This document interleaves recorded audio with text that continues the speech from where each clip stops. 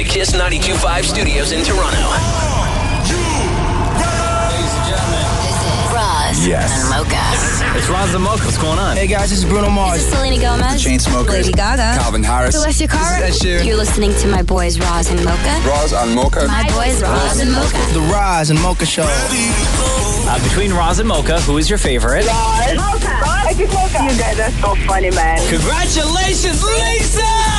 Wow! You just won $1,000. That's amazing. Y'all just made my entire morning. Keep it up. You guys are awesome, man. This is the Roz and Mocha Show. Podcast. Powered by Air Transat. Hi, it's Roz and Mocha. Hi, Roz. No, is that Mocha? It's Roz and Mocha. Hey. Hi, Roz. Hi, love. What's up? What's your name? Oh, clearly I'm My not name needed is here. Parsa. I want to say, well, I want you to ask me who I think is the best. Oh, okay. As opposed to who's your favorite? Yeah. Between Roz and Sure. Mocha, who's the best? Roz. Why is that? Have you seen him? Oof. Every single day. Oh, Oh, my God. Like, he is the ultimate. That's it. No words. wow. The ultimate Yeah. what? The ultimate man. Yeah. I know. I say that the one and only Roz Weston. I follow him on Instagram, and I see your like little things on there, right? When you guys are doing the show. Yeah. Oh my God, how can Roz not be the best? Like the way he sits, the way he talks, his hair, his clothes, everything, man. But Parsa, in your opinion, Roz Yeah. is the ultimate man. He sure is. Like, you stick by that. I sure do. That phrase right there, the ultimate man. Yeah, man. No. Don't do with this. Don't you do with this what you did with Smooth Cool Dude. Hey, you're the smooth cool dude. Parsa, why? Why? Let me ask you a question. Okay, hold on. Yeah. No questions. Attention, everybody. No. Ultimate man is the new smooth cool dude. Again, you're gonna have to add that to your Twitter bio. Why is it that when people call up to compliment me, they always phrase it in a way that puts me in a position to get roasted for the next year and a It's half? because you're the ultimate man. Listen, Mocha, you need to stop. What? I love Roz. I know, because he's the ultimate man. Yeah, man. He's a smooth cool dude. No. He sure is. No, Parsa, no. No? Okay, no. No. Whatever you say, Roz. How do you want me to say it? Oh, sweetheart, I love you. Thank you so much. Oh, I love you too. You're the best. You guys are great. You make me smile every morning. You're great dads. I know that. And keep doing what you're doing. Right. Thank you very much, Parsa. Take care. Bye now. Roz, Yeah. I've changed your Wikipedia. Shut up, Murray. To the ultimate man. The Roz and Mocha Show podcast. Did you just smell your armpit? Yeah, I don't think my deodorant took. What do you mean it didn't take? You know, like some that you have like that window to put the deodorant on, and if it's not in that window, you're screwed. No. How long did you wait? Like I had to squeegee the shower, and I think I squeegeed too long, so I missed the window for deodorant to take. So you took a shower, then worked up a sweat? Yeah. How dirty is your shower? All right, how about we play 5 in 7? This is 5 in 7. 5 and 7, very easy. For who? We will ask Damon Mori to name 5 things. He has 7 seconds to name those 5 things. I will be asking the questions. Mocha, you'll be the official judge and timekeeper. Perfect. Damn it, Maury, are you ready? Okay. Maury, name 5 cartoon birds. Tweety Bird. The one in the Paula Abdul video. Bird. Loser. In the Paula Abdul video, wasn't it a cat? The walking up the stairs, was it a cat? It was a cat. Okay, so Tweety Bird. Would have given you, let's go even just going with the ducks. Could have given you Daffy Duck, Donald Duck. Would have given you Roadrunner. You said Tweety Bird. Sylvester. Woody Woodpecker. No, Sylvester was a cat. Also a cat. Do you not know the difference between cats and birds? Apparently not. Next question. Okay, damn it, Maury. Name 5 foods in French. A hamburger. Poutine. Loser. Hold on. Can you repeat the first one again? Hamburger. What's that? Hamburger. Oh! Say it one more time. Hamburger. Hamburger. Maury would have given you fromage. I was thinking about how to say cheese. Escargot. That's not French. Yeah, it is. Poulet. Chicken. Yes. Damn it, Maury. Are you ready? Yeah. Name 5 black and white movies. Black and white movies. Okay. Casablanca. Half of Wizard of Oz. It wasn't half of Wizard of Oz anyway. It's like maybe 30 minutes in total. There are some classics more. Would have given you It's a Wonderful Life. Would have given you Psycho. Would have given you King Kong. Psycho. I like that one. Mother blood. Damn it, Maury. Name 5 words that rhyme with bikini. Bikini. Sushimi. Bikini. Sashimi. Tatini. Martini. What's a tatini? What exactly? Explain. What is a tatini? I think it's a smaller drink. Okay. Oh, so it's martini and then tatini. Okay. It's a smaller martini. What are the 5 words? Oh, bikini. Oh, like zucchini, linguine. Oh, zucchini. But I don't eat zucchini. Oh, God. Damn it, Maury. Name 5 ways to cook a chicken. Okay, so in the oven, barbecued, boiled, how to cook a chicken? Steamed. Loser. Oh. Ew. Steamed chicken. What, are we living in a depression? Come on over to the house. Me and Matthew are serving up boiled chicken. Boiled chicken. Ew. I mean, I don't know. Yeah, would have given you barbecue. Would have given you rotisserie. Oh, look, Swiss chalet. Would have given you fried. Right. Would have given you roasted. Yeah. I would have even given you, if you said chicken wings, I would have given you that. But steamed. Ew. Do you know what a steamed chicken looks like? It's all like white. Yeah, it's gross. It's gross. It's disgusting. Does it look like my grandmother naked? Excuse me. Like Ghibli skin. You know, like wet Ghibli skin. I have a question. No. No, I never Actually, have. I don't. No, I don't have a No, question. I never have. No, I never have. I'm just trying to think like old skin. You know, like You could have said just her elbow. You didn't have to say naked. No, you're right. No, you're wrong. Loser. And that's how you play 5 and 7. The Roz and Mocha Show podcast. Hi, it's Roz Mocha. Who's this? Hi, this is Courtney. How are you, Courtney? I'm great. Oh my gosh, this is crazy. You can never get through to you guys. Well, there you go. What's going on? What can we do for you? For the 5 and 7 game, the buzzer that says loser, has it always been an automated voice on that? Because I always swore that was Roz. No, that's not Roz's voice. No, that's a lady's voice. It sounds like Roz. I always thought that it sounds like Roz. That's a lady's voice? Yes. Yeah, lady from the UK. No way. Yes, that's like Mary Poppins. That's an English woman on there. No, that's my ancestry, and I hear a man. No. Wow. The lady we hired to do that voice, she'd be very upset if you ever said that. If she ever heard you say that. Hey, it's okay. It just means that her voice is very unique. Yeah, it's true. That's There you go. Thank you so much. Thank you. Bye. The Roz and Mocha Show podcast. There's a thread on Reddit that got over 14,000 comments because it's so ridiculous. Okay. The subject is, what small change would completely change a sport? What small change would completely change a sport? So tweak a sport in one small way that will then completely change it. For example, Yeah. a second basketball hoop 5 feet above the first one that's worth double. Oh. Instead of throwing javelins, you have to catch the javelin. Put squeakers inside of boxing gloves. Change soccer so that the ball isn't a ball anymore, but a cube. And that commenter also said, I know, that would be stupid, but still.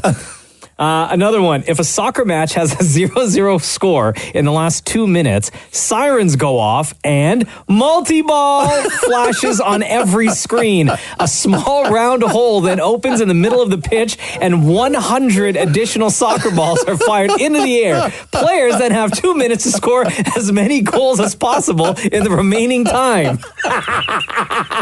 Oh, God, I would love soccer. That person really put a lot of thought into that. I would love soccer. No hockey sticks in hockey, just high-speed bladed soccer. Another comment, white puck in hockey. Oh, God. That'd be impossible. Oh, impossible, God, right? Yes. Make half the NASCAR racers go clockwise and the other counterclockwise. The Triple Crown, but riding moose, not horses. Fencing, but the swords are on fire. Oh, Jesus. Ultimate Frisbee, but the Frisbee shocks you from the moment you catch to the moment you release.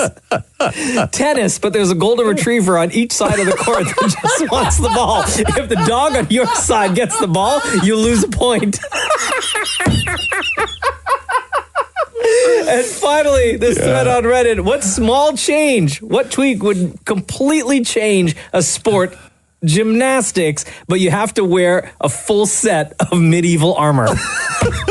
That'd be impossible. The Roz and Mocha Show podcast. They say on average we laugh 8 times a day. I would say I laugh way more than 8 times a day. Fine, 8 times is very low. But they say that we laugh 8 times a day, and they put a list of the things that are universally funny.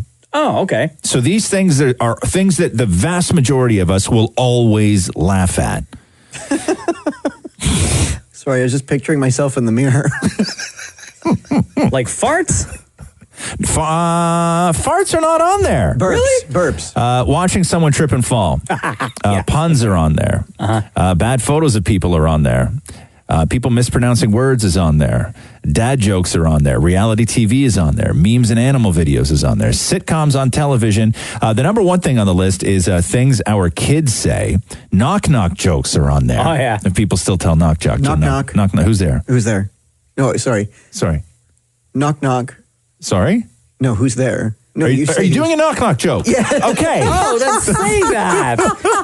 God. Knock-knock. Who's there? No. Have you never heard a knock-knock joke before? Yeah. Okay. Okay. So go. Go ahead. Knock. Okay. Who's there? No. Wait, so you... Okay, start over. Start over. Me or you? You. Okay, please. knock-knock. Who's there? Yes. Yes, Who's there? who? No, cow. No. Okay. I have so many. Can we get through one, please? Okay. Do you not know how to tell a knock-knock joke? Yes, I'm waiting. Knock-knock. Who's there? Cow says. Cow says who? No, a cow says moo. Wow. Okay. Okay. Knock, Is that knock. the end of the joke? No, who's there? Go. No. No, I say who's there. You don't say who's there. I say who's there. What the hell, man? What's wrong with you today? Nothing. Okay, go. Okay, start from the beginning. Yeah, okay. Knock, knock. Who's there? I'm waiting. You're not supposed to say who's there. But he didn't. Okay, look at me then. Okay. Yeah. Say it. Knock, knock.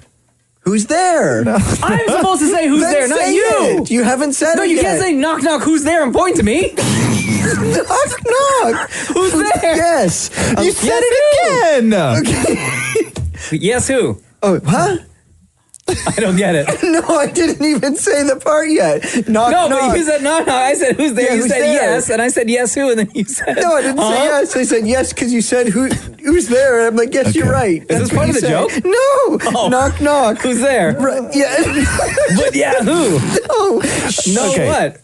Okay, can I just, okay, Maureen. Okay, I'm going to tell you the ultimate kid joke right now. Okay. And this is what I taught my kid, and I will teach it to everybody else's kid right now. Okay. Okay, so first off goes like this. Why did the chicken cross the road? Why? To get to the idiot's house. Knock, knock, Maureen. Who's there? It's me, the chicken. See? Now that's funny. The Roz and Mocha Show podcast. Hey, discover Transat's family collection hotels in 9 sun destinations. This collection, amazing, features hotels offering special family perks such as solo parent options, extended kids club hours. So listen, parents, you can enjoy a romantic dinner on the beach, and resorts that let kids stay and eat for free. We've done one of these vacations down in Mexico where we had a resort that had an incredible kids club. And at first, Roxy was really apprehensive of going because she's like, I just want to party with you guys. Yeah. And then we brought her to the kids club one day, and they took such great care of her, and it was so full of kids, and they just kept them busy all day that we took her. I went and picked her up to have lunch. Yeah. And I was just going to party with her for the rest of the day. And she was like, can I kind of go back to the kids club? And It's amazing. at that time, she was 8 years old. No, she was younger than that. Oh, younger than that? Yeah, younger Oh, wow. than that. And she loved it. Oh, that's loved so it. nice. So if you are a parent, whether you're going down as a couple or you're a solo parent, look into resorts with these kids clubs, read the reviews, and read what other parents have to say, because they really are a game changer when you do go on vacation. And if you are interested in Air Transat's Kids Club, this is like amazing. You can sign up ages 2 to 11 for free. And here's what you get: dedicated family check-in counter, priority boarding, and onboard surprises, plus a goodie bag, and so much more. You can get all the details right now at airtransat.com. Fellas, can we take a phone call? Yeah, please. Hello? Yo, it's Roz Mocha. Hey, what's going on, buddy? What's up, man? All right, what's your name? Jay. Okay, Roz. Jay DM'd us, and here's what he said. Me and my buddy are having an argument about grilled cheese. Okay. I say it's a breakfast item. He says no. Oh, 100% breakfast. Ah, absolutely not. No, grilled cheese is 100% come on. breakfast. No way. Yeah, you can No. enjoy, but much like eggs, you can enjoy them throughout the day. I have bacon and eggs for dinner every now and then, but at its core, Yeah. the grilled cheese sandwich is 100% a breakfast item. I would highly Absolutely. disagree. Absolutely. I highly Thank disagree. you. No, 100%. We had a little bet going on there on Friday. He even posted it up on Facebook to see what Facebook was saying. Yeah. And at the end of it all, Monday morning, I was the winner. Yeah, 100%. Why would you not think? Why in your head? What is a grilled cheese sandwich, Mocha? I just think that that's an any time of day or night meal. I don't think I've ever exclusively had or been told that grilled cheese sandwiches are a morning time thing only, which you can then eat also at any other time of the day. But what's the reason for it? I don't know. I've just only ever heard of a grilled cheese sandwich just being a grilled cheese sandwich and that you can eat at any time. So you don't think that that it's in a box and we can just enjoy? See, to me, okay, like steak and mash is traditionally a dinner. Sure. I've had steak and mash before first thing in the morning because it's in the fridge and it's awesome. Yeah. So where you eat certain things, I don't care, but certain things belong in certain categories. And bacon and eggs is breakfast. You can have it any meal of the day you want. It's all good. Cereal with milk, breakfast item. Again, you can eat it at any time, day or night. However, grilled cheese, 100% breakfast that you can also enjoy any other time of the day. I'm sorry, guys. I can't agree with you. I cannot agree with you on this. I can't see why not. Everybody's saying, well, if you put bacon in it, and then it becomes a breakfast sandwich. But that just makes it a gourmet grilled cheese. Right. Yeah, it's always going to be breakfast, regardless of what time you eat it during the day. It's still a breakfast food. Yeah, it's prosciutto on ours. So here's what you do. So you make a grilled cheese sandwich, right? And don't try and use fancy cheese. Don't go and buy aged cheddar. Okay, processed American cheese is the only thing that belongs in a grilled cheese sandwich. You are the man. I was going to use a couple of other choice words. Yeah. But you are the man. Okay. You do not need fancy cheese. You do not need fancy bread. You need plain old white bread, processed cheese, slap some butter on it, and Bob's your uncle. Okay. Now, if you really want to get fancy, here's the way that I would do it. I would usually use, because I like to indulge, 2 slices of processed cheese in it. You make up the grilled cheese sandwich, and either immediately after or in another pan as it's going on, fry an egg. Okay, and then when your grilled cheese is done, slowly separate the 2 pieces of bread so all that cheese is just stuck to either side and it's gooey. I'm following. Take that fried egg. Don't bust that yolk. Yeah. Take that fried egg out of pan 1, put it inside the grilled cheese, and lightly put that top down. And then when you cut it, you have a grilled cheese with a fried egg in the center of it. Oh, my God. And my God, it's great. Can I also throw one other thing with a grilled cheese sandwich? Yeah, hit me. If we're going to have a grilled cheese sandwich discussion, you also have to talk about what is the best condiment for dipping. And I will die on the hill over the fact that the only condiment that anyone should be eating with a grilled cheese sandwich is HP. Damn, I thought you were going real white with ketchup. No, bro. No, bro. I was going to say, any type of steak sauce. HP and a grilled cheese sandwich. You're killing me right now, Maury. I was going to say that when the grilled cheese sandwich was invented in the 1920s, it was to accompany a tomato soup for lunch. Right. Out of the room, Maury. It's a breakfast sandwich. Thanks for the DM, Jay, and thanks for listening. No problem, guys. Thanks for calling. You guys have a great day. Stay warm. The Roz and Mocha Show podcast. Hi, it's Roz Mocha. Who's this? Hi, this is Valerie. How are you, Valerie? Had better days. Oh, no. What happened? Yeah. I'm going through a separation right now. Oh, I'm so sorry to hear that. How long were you guys together? 7.5 years and married for 4.5. Oh, okay. Any kids? Nope. Dodge that bullet. So Jeez, wow, you're lucky. easier to move on, right? I just wanted to get advice from Roz, and because I heard Roz, like you mentioned, they used to be married or in a relationship before Catherine and Roxy, and now I always hear how happy you are with Catherine, how in love you guys are, and I just want to know how did you move on and how long, and I just want to know if there's a light at the end of the tunnel, you know? Yeah. Geez. It's real tough, love. When you go through something like this, being with somebody for years and then having to get them out of your life, it's like somebody died, but only when somebody dies, it's almost easier to reconcile because they're no longer around. So what you have to do when you're in a relationship that breaks up, you have to realize that this person still exists. They just choose to not be with you. And that's crushing. Like to live in that space in your own head is crushing. Now, the thing that I would say for you is you need to start taking control, and you need to start setting goals. And setting goals doesn't have to be big things that you want to achieve in 10, 15 years, where you want to be, how many kids. Base your goals around how you want to feel today. And you need to set those small goals, and then you need to crush them, okay? And when you're dealing with a breakup, and Mocha and I have said this so often, it doesn't matter if it's 7 months or 7 years, when you're dealing with a breakup and you have no kids, the first thing you need to do is a clean break, okay? So you need to delete them, get rid of them off your Facebook, get rid of them off everything, okay? He's already done that. He's blocked me and cut me out like it meant nothing. Yeah, but having been okay, but you need to take control over something in this, okay? Because it seems like you're giving him a lot of control. You're allowing him to dictate how you feel. Yeah. Okay? And you need to be in charge of how you feel. You can have sad days. You can have days where you're crushed, but you need to be in control of how you feel. And what sucks is we still have to live together until we sell the house. Oh, my God. Is there anybody that you could stay with in the meantime? My parents weren't prepared for me to move back, so they're trying to make space for me right now. And then his mom is trying to make space for him as well. And at the same time, I'm like, why do I have to inconvenience my life and live with my parents while he's living in my, also that's my big house, and conveniently until it's convenient for him to move out. Yeah. No, I'm staying. He can leave. He decided to leave. He can leave. Yeah. So he was the one that ended the relationship. Yeah.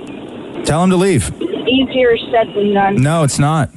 It's not. Wait, what was the reason that he wanted to end the marriage? We kind of grew apart. We were like roommates, you know, and I was the one that was always trying to make things, you know, more romantic and, you know, trying to, go to counseling and make it work. So he checked out of the relationship like long ago. Probably. Yeah. To me, I'm sorry, Valerie. To me, it sounds like, and I'm sure you're a wonderful woman. I don't know what your relationship is. You sound kind, and you gotta. I gave everything I could. I did. To me, it sounds like he thought that all of this was going to be one way, and then 7 years in realized that it wasn't what he thought it was going to be, or he just didn't like the hand that he was dealt, or started to regret decisions that he made. And hating somebody is not the worst thing you can do in a relationship. That's not the worst feeling, okay? The worst feeling in a relationship is when the person you live with doesn't hate you, but they're completely indifferent to you.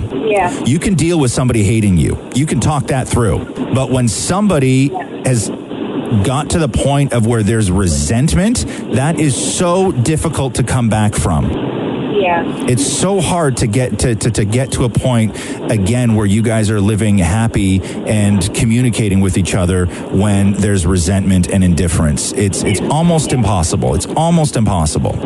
But no, you can tell him, hey, listen, you want this over? I need to start rebuilding, and I need to start rebuilding now. So you need to call a friend and stay with them. Yeah. Thanks, guys. All right. You're going to be okay. You're going to be all right. Yeah, just waiting for that acceptance part of my feelings. And I know, Valerie, that you feel isolated, and you feel that this whole thing is unique to you, and you are the alone in the world, and you're the only one who's feeling this, and the only one who's gone through this, and it's crushing. But man, this is so normal. And you look around, ride a bus, half the people on that bus have been through this. Yeah. And we get up and we go to work and we have a laugh and we build friendships and we move on. Thank you, Roz. You're going to get through this, Valerie. Thank you, Mocha. Thank you, Roz. Hey, you know what you're going to do? When you do get through this and you're in a happier place, you're going to call us back and you're going to say, hey, this is Valerie, and I am 1,000 times more happy, more confident than I was the last time I called you. I will. All right? You're going to kill it. Yes. All right, Valerie, say it. Guys. Say, I'm going to kill it. I'm going to kill it. I'm going to kill it. I'm going to kill it. My name is Valerie, and I'm going to get through this. My name is Valerie, and I'm going to get through this. And Mocha's my favorite. Oh. And both of you are my favorite. Love you, Valerie. Love you guys. The Roz and Mocha Show podcast. Hi, it's Roz Mocha. Hi. Oh, my God. Bonjour, bonjour. What's your name? Bonjour. My name is Anya. All right, Anya. Roz, let me read to you what Anya sent us via text just now. Sure. It says, good morning, gentlemen. Just wanted to share with you that I moved from Toronto to Quebec City almost 4 years ago, and I continue to listen to you on my phone because you guys are just the best. Wow. Also, my fiance pretends he doesn't listen in when I'm playing your show, but he totally does, and he loves it. He's a Montreal dude at heart, and I think he secretly digs your vibe and hilarity. Also, he always gets the name of the show wrong. Most recently, he called it the Mocha and Nougat Show. Oh, wow. That's great. Hey, can you still smoke in church in Quebec City? No. I don't think... was that ever a thing? Oh, my God, dude. I was in Quebec City definitely within the last 12 years. In the last decade? Okay, yeah. And I remember going into McDonald's to get a coffee because it was just like a blizzard snowstorm out there. Yeah. And they still had in their McDonald's, remember those old tiny little aluminum ashtrays that you could like fold in half and make stuff? They still had those on the table. Yeah? Yeah. You can still smoke at McDonald's in Quebec. Yeah. Like within the last 10 years. Oh, it was crazy. It was like, it was going into a time machine, Quebec City. Like it was nuts. So, Anya, what took you from Toronto to Quebec? What made you move over there? It was my fiance. Oh, okay. Where'd you guys meet? We met. You know what? This is not something I think I need to discuss on the radio. However, it was a work function. Yeah. Oh, did you have to let HR know and all that stuff? I worked for HR, so that was all good. Hey, Anya, listen. It's totally fine. If it makes you feel any better, the way I met my wife is that she was the HR rep for our company, for this show. And when we started dating, we actually had to keep it a secret for 6 months before we told people. I've been there. I've been there. I feel that pain. It's all good. The only people, as soon as we started dating that knew were Roz Dammit Maury and DJ Climax. Those are the only people, and they knew right from the beginning, and then 6 months later, we had to tell everybody else we work with. Well, you can trust them. They're good friends for you. Yeah. Oh, hang on a second. Anya, why does your fiance not want to admit that he likes the Roz and Mocha show? I don't know. He's weird like that.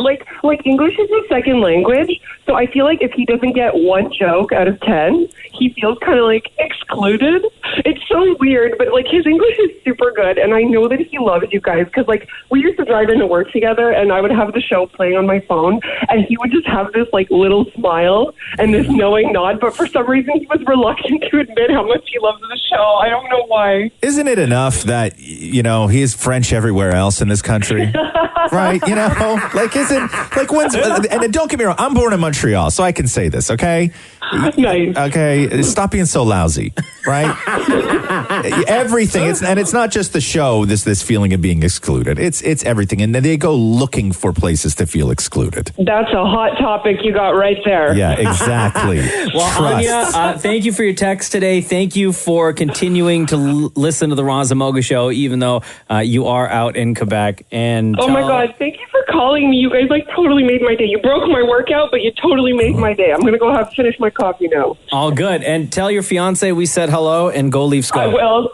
Okay. Have a great day, guys. Right, See you. Oh, wait, Anya, between Roz and Mocha, who's your favorite? It's transitioned over the years, but Roz just told me his connection to Montreal. Bye. So I'm bleeding out. Go back to your workout. The Roz and Mocha Show podcast. No media press conference day with Maroon 5 ahead of Sunday's Super Bowl to talk about their halftime performance. Which is super weird. And I've done a lot of thinking about this, and the more I think about it, the less it makes sense to me why Maroon 5 has to wear this on their own. And this all started when stories came out that they had approached Rihanna and Cardi B and a few other black artists and asked them to perform the Super Bowl halftime show, and they said no because of Colin Kaepernick. And then when Maroon 5 accepted it, they were labeled with not being a supporter of Colin Kaepernick. And so now they've had to do a $500,000 donation with their record company, and they've had to cancel their press conference. And because that's the only thing anyone in the media would have asked them about. But what I don't understand is why they have to wear this on their own. So you have the NFL, you have every fan who bought a ticket to the game. You have all these celebrities that are going to be there and on television shown watching the game. You have the advertisers who spend millions to advertise during the game. You have Steve Carell in a Pepsi commercial. You have Backstreet Boys in a Doritos commercial. You have Sarah Jessica Parker in a beer commercial. And nobody is calling for a boycott of any of those companies. Of anyone or anything except Maroon 5. And on Super Bowl Sunday, Maroon 5 are the only people involved in the Super Bowl that are making $0. That they are not profiting from this at all. Yeah. Because the performers on the halftime show don't get paid. Everybody else is making money and nobody else is wearing this? Like, are you telling me that they're going to show J-Lo sitting in a VIP box at the Super Bowl and everybody's going to be like, oh my God, J-Lo looks like nobody's protesting J-Lo? Like, why did you J-Lo show up? Sure. Why are you showing up to support this? Nobody is going after the advertisers. There's no cancel Pepsi. There's no cancel Stella Artois or Doritos. It's only Maroon 5? Are you kidding? I think it's because it was such a big deal when the bigger names were announced for the NFL, who they approach and canceled because of the obvious, right? So that took over, and Maroon 5, unfortunately, still have to wear, like, all the attention is still on Maroon 5. It makes no sense. It right? makes no, that's not how this stuff normally works. You're right. And nobody is saying, to your point, exactly, hey, why are we not focusing our attention on, this company, that company, this company that's paying, $5 million to air a 30-second spot? So they approached Cardi B to do the halftime show. Cardi B said no because she wants to support Colin Kaepernick. But Cardi B is not doing the halftime show, but she's doing the Super Bowl Pepsi rally on Saturday before the Super Bowl. Yeah. And she did a Pepsi commercial. Yeah. So all that's fine. You can be a part of the Super Bowl on the concert the day before the Super Bowl, and you can be part of the Super Bowl starring in a Pepsi commercial that's going to air during the Super Bowl. That's fine for Cardi B. That's okay. She can accept that. But to not perform at the halftime show is somehow where you plant your flag? I was reading a story that said Jermaine Dupri, artist/producer, was called a sellout for hosting a Super Bowl-related event. A Super Bowl-related event in Atlanta this coming weekend. And I don't get it, man. Because of all of that, he's giving a platform to people who have complained. It makes no sense. The idea that Maroon 5 has to wear this on their own, but Cardi B can do a Pepsi commercial that's going to air during the show that she's boycotting makes no sense. Yeah. It's wild. None. The Roz and Mocha Show podcast. Super Bowl Sunday! Yeah, history will be made in all sorts of areas. One of the more interesting stories going into Sunday is, for the first time, male NFL cheerleaders, Quinton Peron and Napoleon Jinnies, are headed to the Super Bowl. So for the first time, there will be male cheerleaders on the field with the Rams cheer squad, or any cheer squad. It's history. And on the phone with us, I believe... Is this Napoleon Jinnies? Hello, it's Napoleon. How are you? Napoleon! Hello! Good morning, everybody. Bro, how excited are you for Sunday, man? Oh, man, I am ecstatic. I can't wait. It's not going to feel real till we hit that stage and see that stadium, but oh my gosh. Are you already in Atlanta? Yes, I've been here for 4 days. How's the buzz down there? Amazing. The Southern hospitality is insane. The food is amazing. The excitement in the air. We've had a little bit of downtime, and it's just rammed everywhere, and it's so amazing. Yeah, it's incredible. Where did you first see the words, "On Sunday, Napoleon Jinnies will make history"? Oh man, I think I saw that everywhere I looked, but it was an away game, so we weren't with our boys cheering them on. We were all at watching it on the screen, so we were just like any other fan, any other cheerleader, any other person, like just rooting for your team, and we all were celebrating and screaming, and we can't believe that, we pushed and we made it. But you will make history on Sunday. We will. Absolutely. It's a big day for our organization. How many times have you guys gone through the routine? How many times have you practiced? Oh, man. We've been practicing for 10 months. This whole season, all hard work. And, when you're prepping for this, you don't really see the outcome, the big goal until you're there. And, it's been a long week of preparation, but we're so excited. Is there any fun, playful smack talk that takes place between cheer squads? Oh, not at all. Oh. I know, I'm sorry. There's no feature, there's no drama, but it's I can't even explain the atmosphere. It's so heightened, and it's just a huge celebration. You never know if you're going to make it to the Super Bowl or when you'll be returning. So when we saw the cheerleaders, it's just a huge party, and we just want to get to know what's your experience been like. What are you bringing to the table? What's happening? What's happening? Yeah.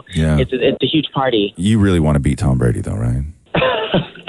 No, we're all good. But seriously, as just a straight fan, out, as a fan, as a fan, you really want to beat Tom Brady. No, I'm good. Hey, Napoleon, real quick before we wrap things up, how many people hit you up for tickets to the show, to the big game on Sunday? You know what? It's been quite an experience of the ticket asking, but luckily enough, our organization has been so generous to offer friends and family. So the fact that we got to, wow isn't exactly all of our responses. Yeah. We got to bring our family and friends along for the ride, and that's huge, you know.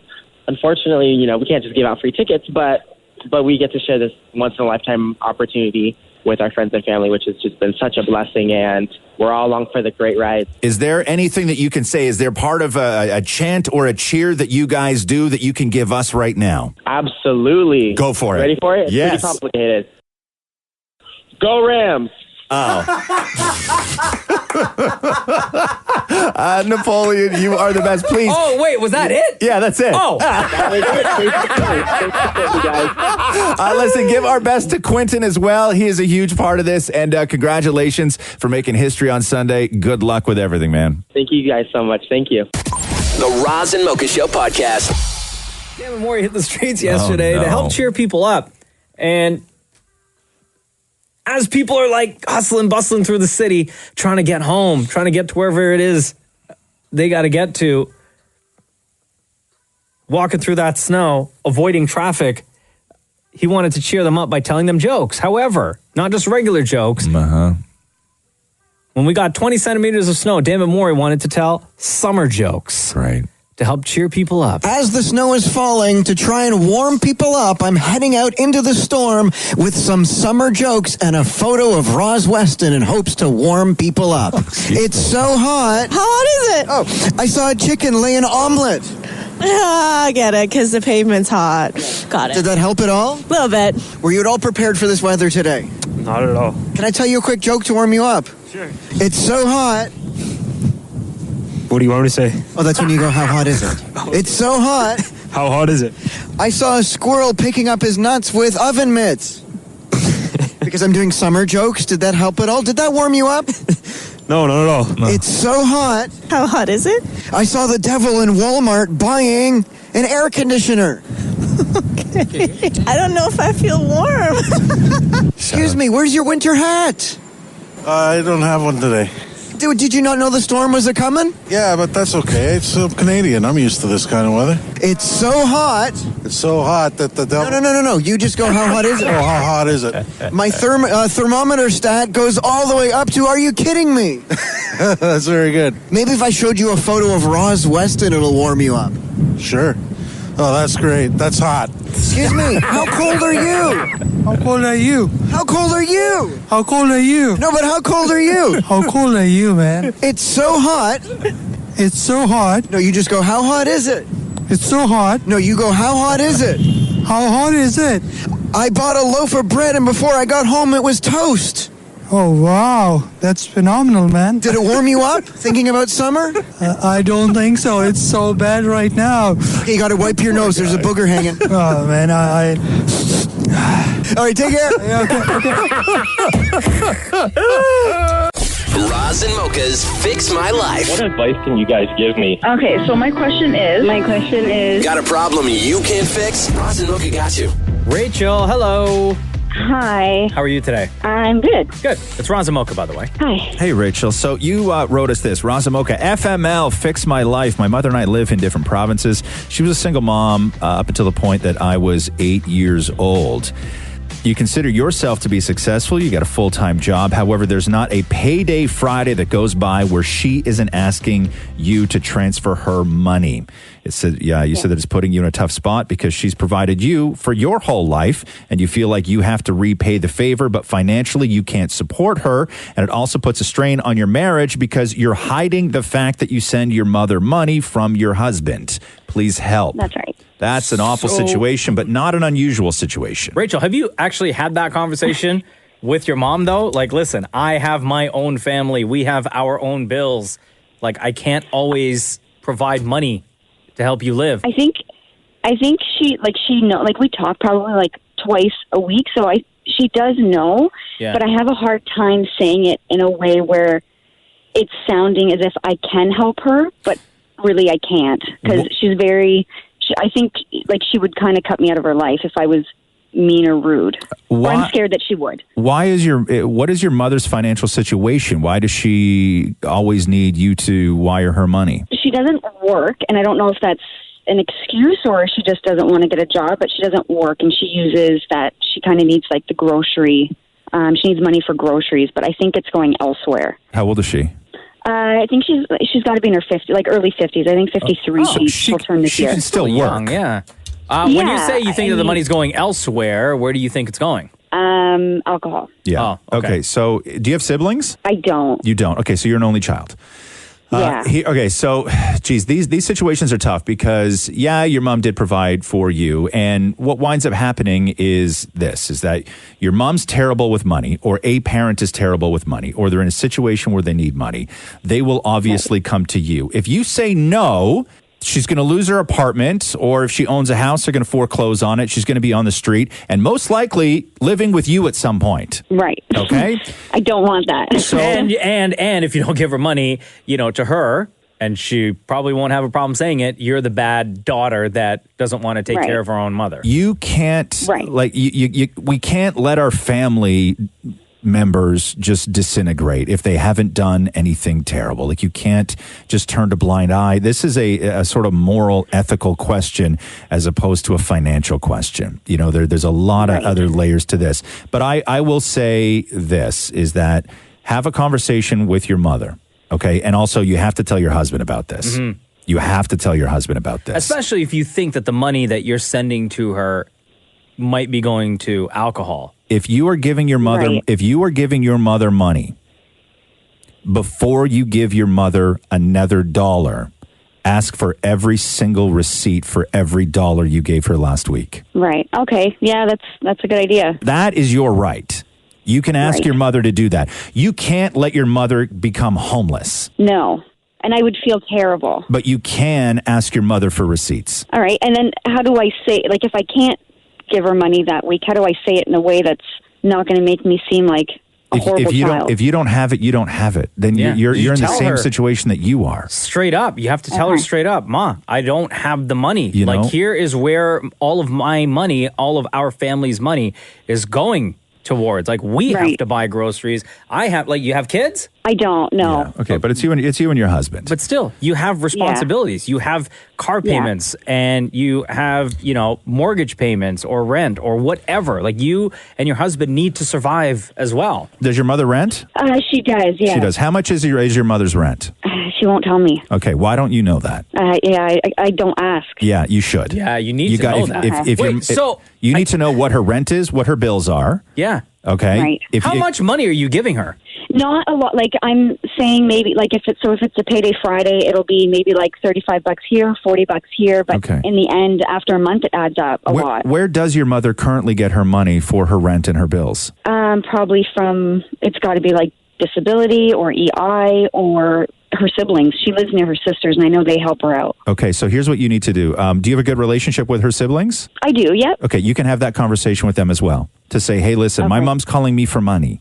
Okay. She says that she needs money for groceries or to pay her bill or to help out with rent that month. What is she asking you guys for? Because what we can do as a family, this is why I was asking if you had siblings earlier. What you can do as a family is you guys can get together, and once you have your mom's budget and the receipts, you can work it out amongst yourselves. Because chances are, if she's telling you that she needs $35 that week for groceries, she's also asking somebody else in the family for it, hoping that you guys never talk. Gotcha. Okay. Yeah, that makes sense. And then you guys can work that out yourselves. If you all love your mom and you don't want to see your mom homeless, which is terrible with money, you got to get her on track. Okay. You definitely, the first thing actually you need to do is have a conversation with your husband. Okay. Yeah, he's got to know. Mocha's right. Okay. Okay? All right, Rachel? Awesome. Thank you so much. I appreciate it. Roz and Mocha's Fix My Life, only on Kiss. Chris Pine was on Jimmy Kimmel last night, and one of the questions, they were just talking just music stuff, concerts, and Jimmy Kimmel asked Chris Pine, hey, what was the very first song that you memorized the lyrics to? And he thought about it for a minute, and then he said, Vanilla Ice, Ice Ice Baby. Wow. That was the first song Chris Pine ever remembered all the lyrics for. And then Kimmel was like, all right, hot shot, go for it. The band started playing. Chris Pine picks up the pen that was on the desk and treated it like a microphone. That's a pen. Yeah, that's it. All I stop, collaborate and listen. Ice back with my brand new invention, something. Grab a hold of me tightly, daily and nightly. Will it ever stop? Yo, I don't know. Turn off the lights and I'll glow. To the extreme, I rock the mic like a vandal. Light up the stage and wax a jump like a candle. Right? Which made me think to the time when Vanilla Ice was here on the Roz and Mocha show. You did it with him. And I was like, do you still remember the words? And he was like, of course I do. It's my song. I still perform it all the time. I remember that. And I was like, okay, let's go. I'll offer up some backup. I'll do it. All right, stop. Collaborate and listen. Ice is back with a brand new invention. Something grabs a hold of me. Flow like a harpoon daily and nightly. Will it ever stop? Yo, I don't know. Turn off the lights and I'll glow. To the extreme, I rock a mic like a vandal. I light up a stage and wax a jump like a candle. Dance. Rush a speaker that booms. I'm killing your brain like a poisonous mushroom. Deadly. When I play a dope melody, anything less than the best is a felony. Love it or leave it. You better gain weight. You better hit bullseye, the kid don't play. If there was a problem, yo, I'll solve it. Check out the hook while my DJ revolves it. That was hot. Listen, if Vanilla Ice ever comes back to Toronto, I would love for him to come back on the Roz and Mocha show. Yeah. And we do this like live. Oh, for sure. Live. And like broadcast it, everything. Yeah. No, that was really great. I completely forgot that you did that with Vanilla. That is, you know, I have that on my resume, right? You have a resume? Wrapped with Vanilla Ice. The Roz and Mocha Show podcast. Mocha. Yes. Can you cry on command? What? No. No? Can I cry on command? Yeah. No, I'm not that. No. You're not that good of an actor? No. To be able to cry on command?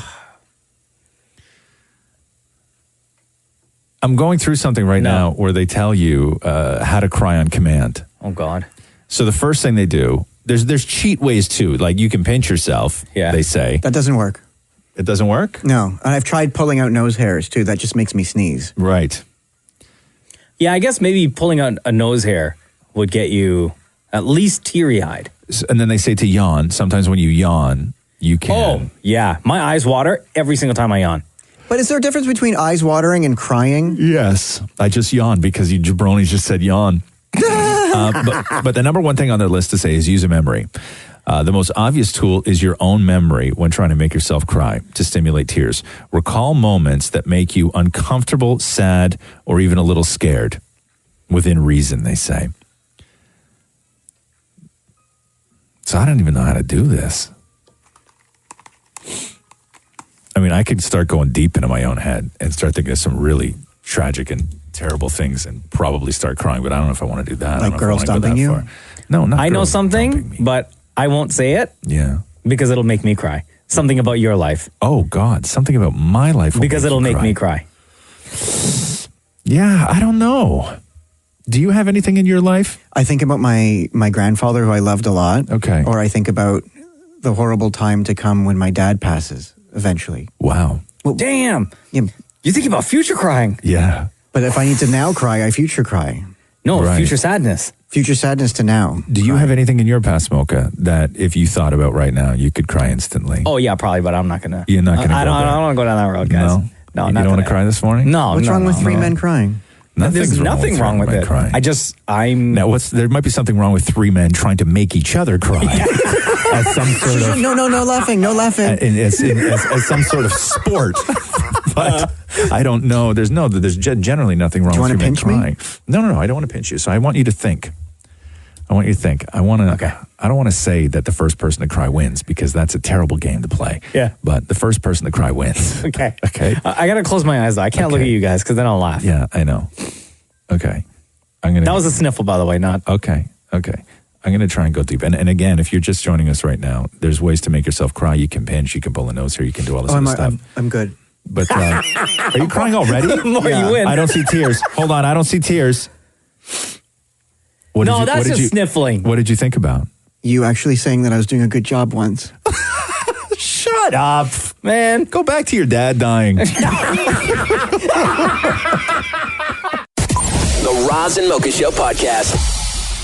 You finally finished the Fire documentary? Yeah, I finished it yesterday. Fire Festival. What'd you think? Man, that guy's bonkers, so messed up. There's so many messed up parts of that entire situation. The people involved, the fans that got hustled, the way they operated that whole organization. I'm just still trying to figure out, and I'm sure this is, all part of the court case, where all that money that he made from the guy that organized Fire Festival and Ja Rule, where all that money eventually went. And because they kind of broke it down as to a lot of where it, some of it went to, but not all of it.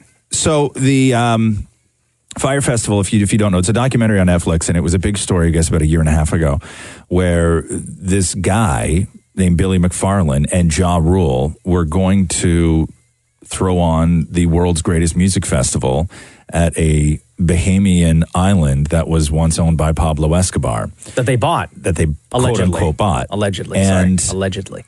What made it interesting was that they hired all the world's top social media influencers, and then they flew down all these models to go Haley down. Baldwin, Haley Bieber. Haley Bieber, yeah. All these Bella models Hadid. to shoot this promo video for them. And then people were paying $5,000 and above to go to this music festival to go see Blink-182 and like a handful of other bands. Major Lazer. A lot of EDM artists. And the whole thing was a big scam, and it all fell apart, and it's super interesting.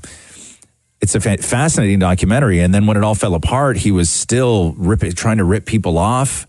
Yeah, he tried to start another company. To rip people off. But the when you watch the documentary, for anybody who's seen it, the smartest guy on that island was the pilot who taught himself to fly using Microsoft Flight Simulator. Oh, my God. And they fired him. He was the smartest guy on that island. Yeah. And they fired him. But it's interesting because the level of sympathy you have for the people who got rooked when they flew down there, I don't have the same kind of sympathy for them that I would other people, because they're rich influencers who paid $10,000 to go see Blink-182. Like, I don't feel the same sympathy for them that I would if it were somebody else who bought bad tickets to something that never happened. There was one guy, and I don't know, it wasn't in this documentary. It might be in the Hulu one, more you saw the Hulu one, because there's 2 Fire documentaries out now. But there was one guy who was down there, and when you look at all the social media for everybody else that was at Fire Festival, it was awful. It was bedlam. It was Lord of the Flies. It was crazy. Sure. There was one guy whose account of it was awesome. He's like, this was amazing. It was fantastic because he won his ticket. He actually won tickets? He won a ticket from somewhere. Somebody gave him a ticket, and he won a ticket, so he didn't pay anything to be there. So it was just like a bad trip. It was like kind of interesting. Like, it was a story to tell. Like, got down there, the whole thing was a mess. All these like rich kids were freaking out and crying everywhere, burning things. He's like, but I had a great time. He's like, yes, me, it was kind of fun. But when they said that Billy McFarlane's company, the Fire company, had he told people that it had made $34 million, and then that's how he got all his money for investing. But the grand total that the company had made was $60,000. Oh my God. Which is just crazy. So he's doing 6 years now. Yeah. And I don't know how Ja Rule skated on this. Yeah, it's interesting. So that was going to be my next question, is the fact that Ja Rule was in this documentary, and like, it's Billy McFarlane and Ja Rule. Yeah. Like, Ja Rule is almost taking full credit for helping to facilitate this whole thing. But he says that just like everybody else, he was lied to. What about the part of the movie where he was like, it was near the end, and he said, and he was like talking about lying about how they're going to spin this to the media. Yeah. We won't say this, we'll just say this. But they're basically the same sentence, just said differently. He was like, well, nobody died. Yeah, he was like, it was just we didn't kill anyone. Nobody died. We didn't kill anybody. But yeah, Ja Rule skated on this whole thing. I don't even think he's being investigated for anything. And he came across like a real douche. Yeah. Oh, surprise, surprise. Right? Ja Rule came off like a douche? The one part where he was like, okay, we're going to film this part. I'm going to run into the water off the beach, and ladies, you're all going to follow me. And one of the models was like, we're supposed to follow you into the water? Yeah. And he's like, yeah, it'll be fun. And she was like, I'm not doing that. Yeah. Get in the water. It's murder. The Roz and Mocha Show podcast. Chili responded to Weezer's cover of No Scrubs. Chili from TLC. Yeah.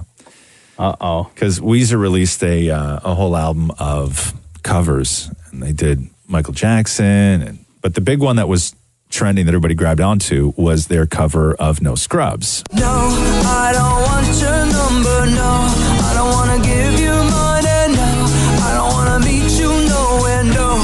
Don't want none of your time, and no. I don't want no scrub. A scrub is a guy that can't get no love from me. Hanging out the passenger side of his best friend. Weezer? Yeah. They sound the exact same. I know they do. That's from the 90s. Yeah. Holy cow. Yeah, I know. It sounds totally like Weezer. And so Rivers Cuomo, the singer for Weezer, when it came to the lyrics, because it's, I don't want no scrub. Scrub is a guy that can't get no love. It's like, what do you do with those lyrics? Do you change it? Do you, a girl? Like, what do you do? And then he said this. I saw this tweet that said, if you're a guy covering a song by a girl, you got to keep the pronouns. For those 3 minutes, you're gay. And he goes, so I was like, cool. So Chili responded, and she goes, when I heard it, I loved it. They did a great job. I hope we can perform it together. Oh, my God. That'd be the greatest. Holy cow. Yeah. You know how they always do, like, those 90s tours with all the big pop and R&B groups? Yeah. Like, if they teamed up with Weezer, like, just added Weezer to that lineup, they'd kill. Like, why That'd don't be a great collab. Why don't they do this at the Grammys? Sure. Oh, right? Are you kidding me? I don't know if the Grammys would do that. Why not? Because sometimes the Grammys are lame. But they love sticking people together to do like new things. I know, but I have a feeling that the Grammys are too lame to do something like this. You think? Yeah. Like if MTV had their award show coming up in the next couple of weeks, I think MTV, this is right up their alley. I think they would do this. I don't think the Grammys would do this. Yeah, see, because to me, Chili and Weezer on stage doing No Scrubs at the Grammys would be gorgeous. Like, it would just be amazing. Oh, my God, it'd be awesome. Are you kidding me? People would lose their minds. Yeah. Like, they should want stuff like this. I haven't heard the rest of the record, though. Oh, here, so I don't know. Oh, yeah, what else do you have over there? One. Yeah. They covered Billie Jean. People always told me, be careful what you do. Don't go around breaking young girls' hearts. Mother always told me, be careful who you love. Be careful what you do, cause a lie becomes the truth. Hey, hey, Billie Jean is not my lover. She's just a girl who claims that I am the one. Sure, I dig it. Yeah, sure. It still sounds like Weezer, though, right? It totally sounds like Weezer. Here, I'll play one more for you. What is it? I'm not going to tell you because you're going to know this song. Welcome to your life. There's no turning back. Tears for Fears? Yeah. Even while we sleep, we will find you acting on your best Yeah, it sounds the same. behavior. Turn your back on. Right? I mean, it's no Scrubs. Everybody wants to rule. Right? Like, it's no Scrubs. I'm just waiting for that Wu-Tang cover. Right. They messed up with that one. The Roz and Mocha Show podcast. Did you see the Doritos commercial with Chance the Rapper and Backstreet Boys? I did not. When did it come out? They released it. Yeah, it's a Super Bowl commercial. Oh, but nice. the new thing now is that they release the Super Bowl commercials early. Yeah, they all pop up on YouTube like the week of. Yeah, they release them early, and then they just show up on the Super Bowl. It's bizarre the way they do it, but hey, what are you going to do? So their new chip is like a super fiery hot Dorito. Ooh, okay. And the joke is that they took something old and made the original hot. So they paired Backstreet Boys with Chance the Rapper, and then Chance the Rapper does a remix of the Backstreet Boys, and then it ends with them all dancing. So listen, I like Chance the Rapper. He's such a nice guy. and I hope they need to release this as a single, man, because listen to this and tell me what you think. Flamin' Hot Nacho. They made the original hot.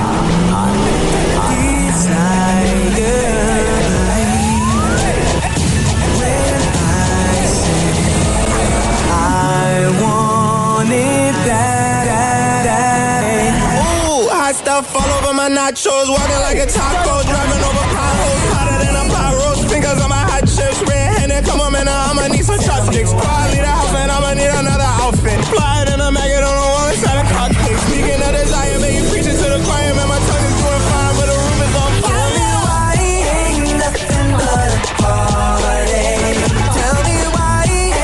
like this. Right?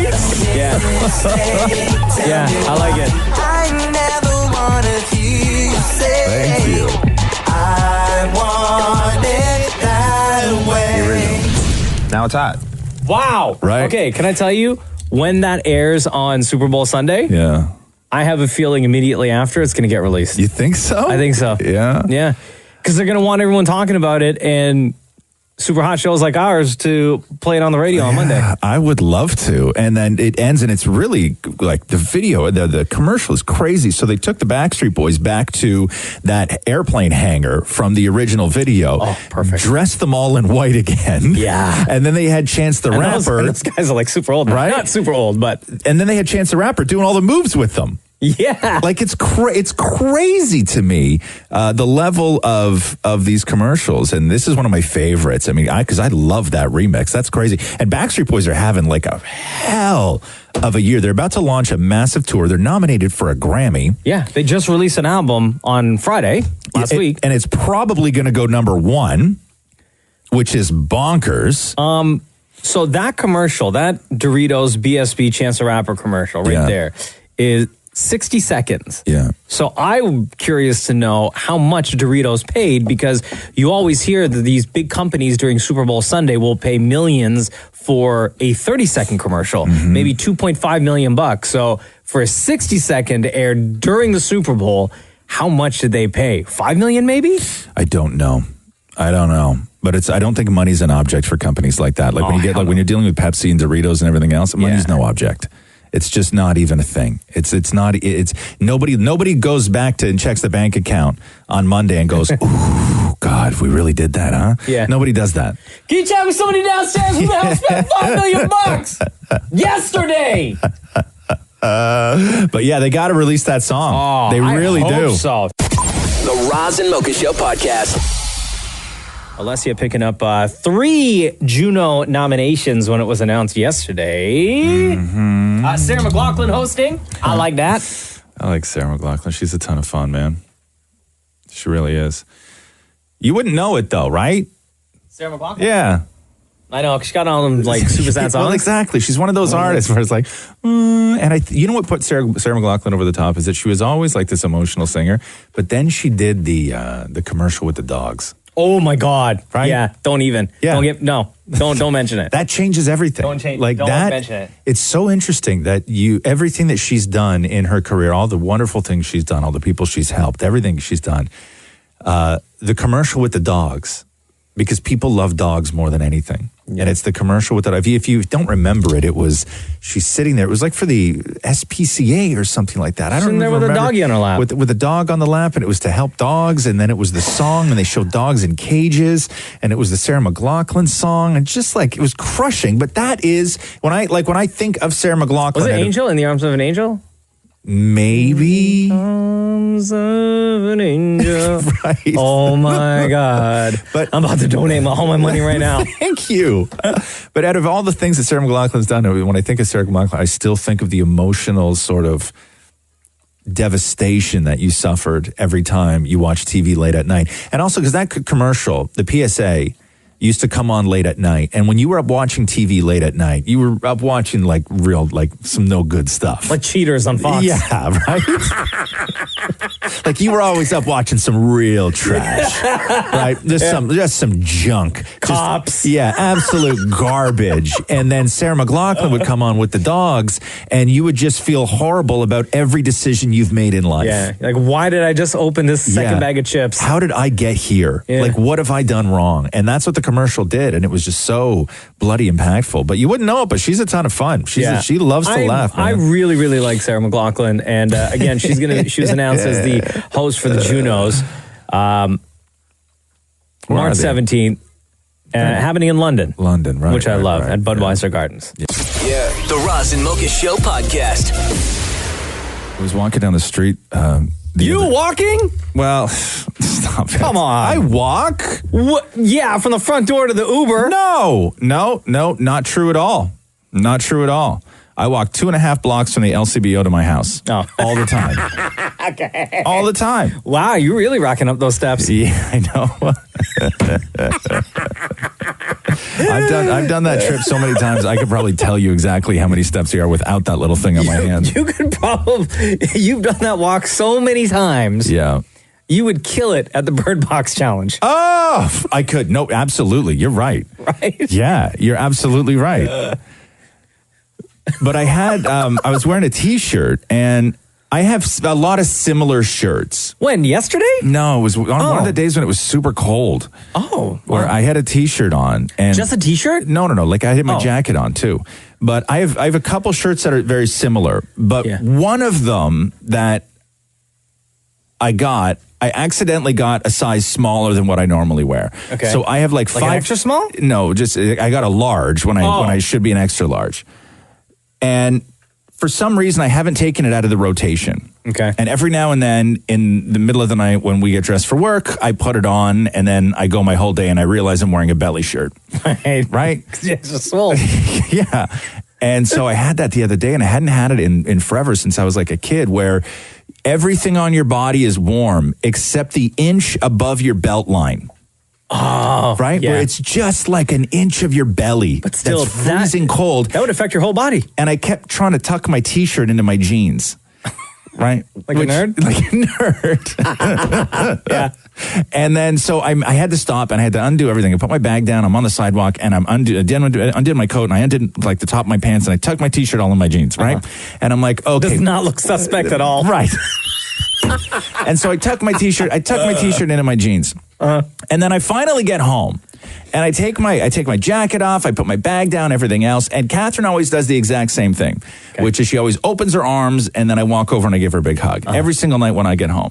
And I took everything off, and I walked around the other side of the counter, and Catherine looked at me, didn't put her arms in the air, but kind of gave me that look of like, not tonight. Because I look like a huge nerd.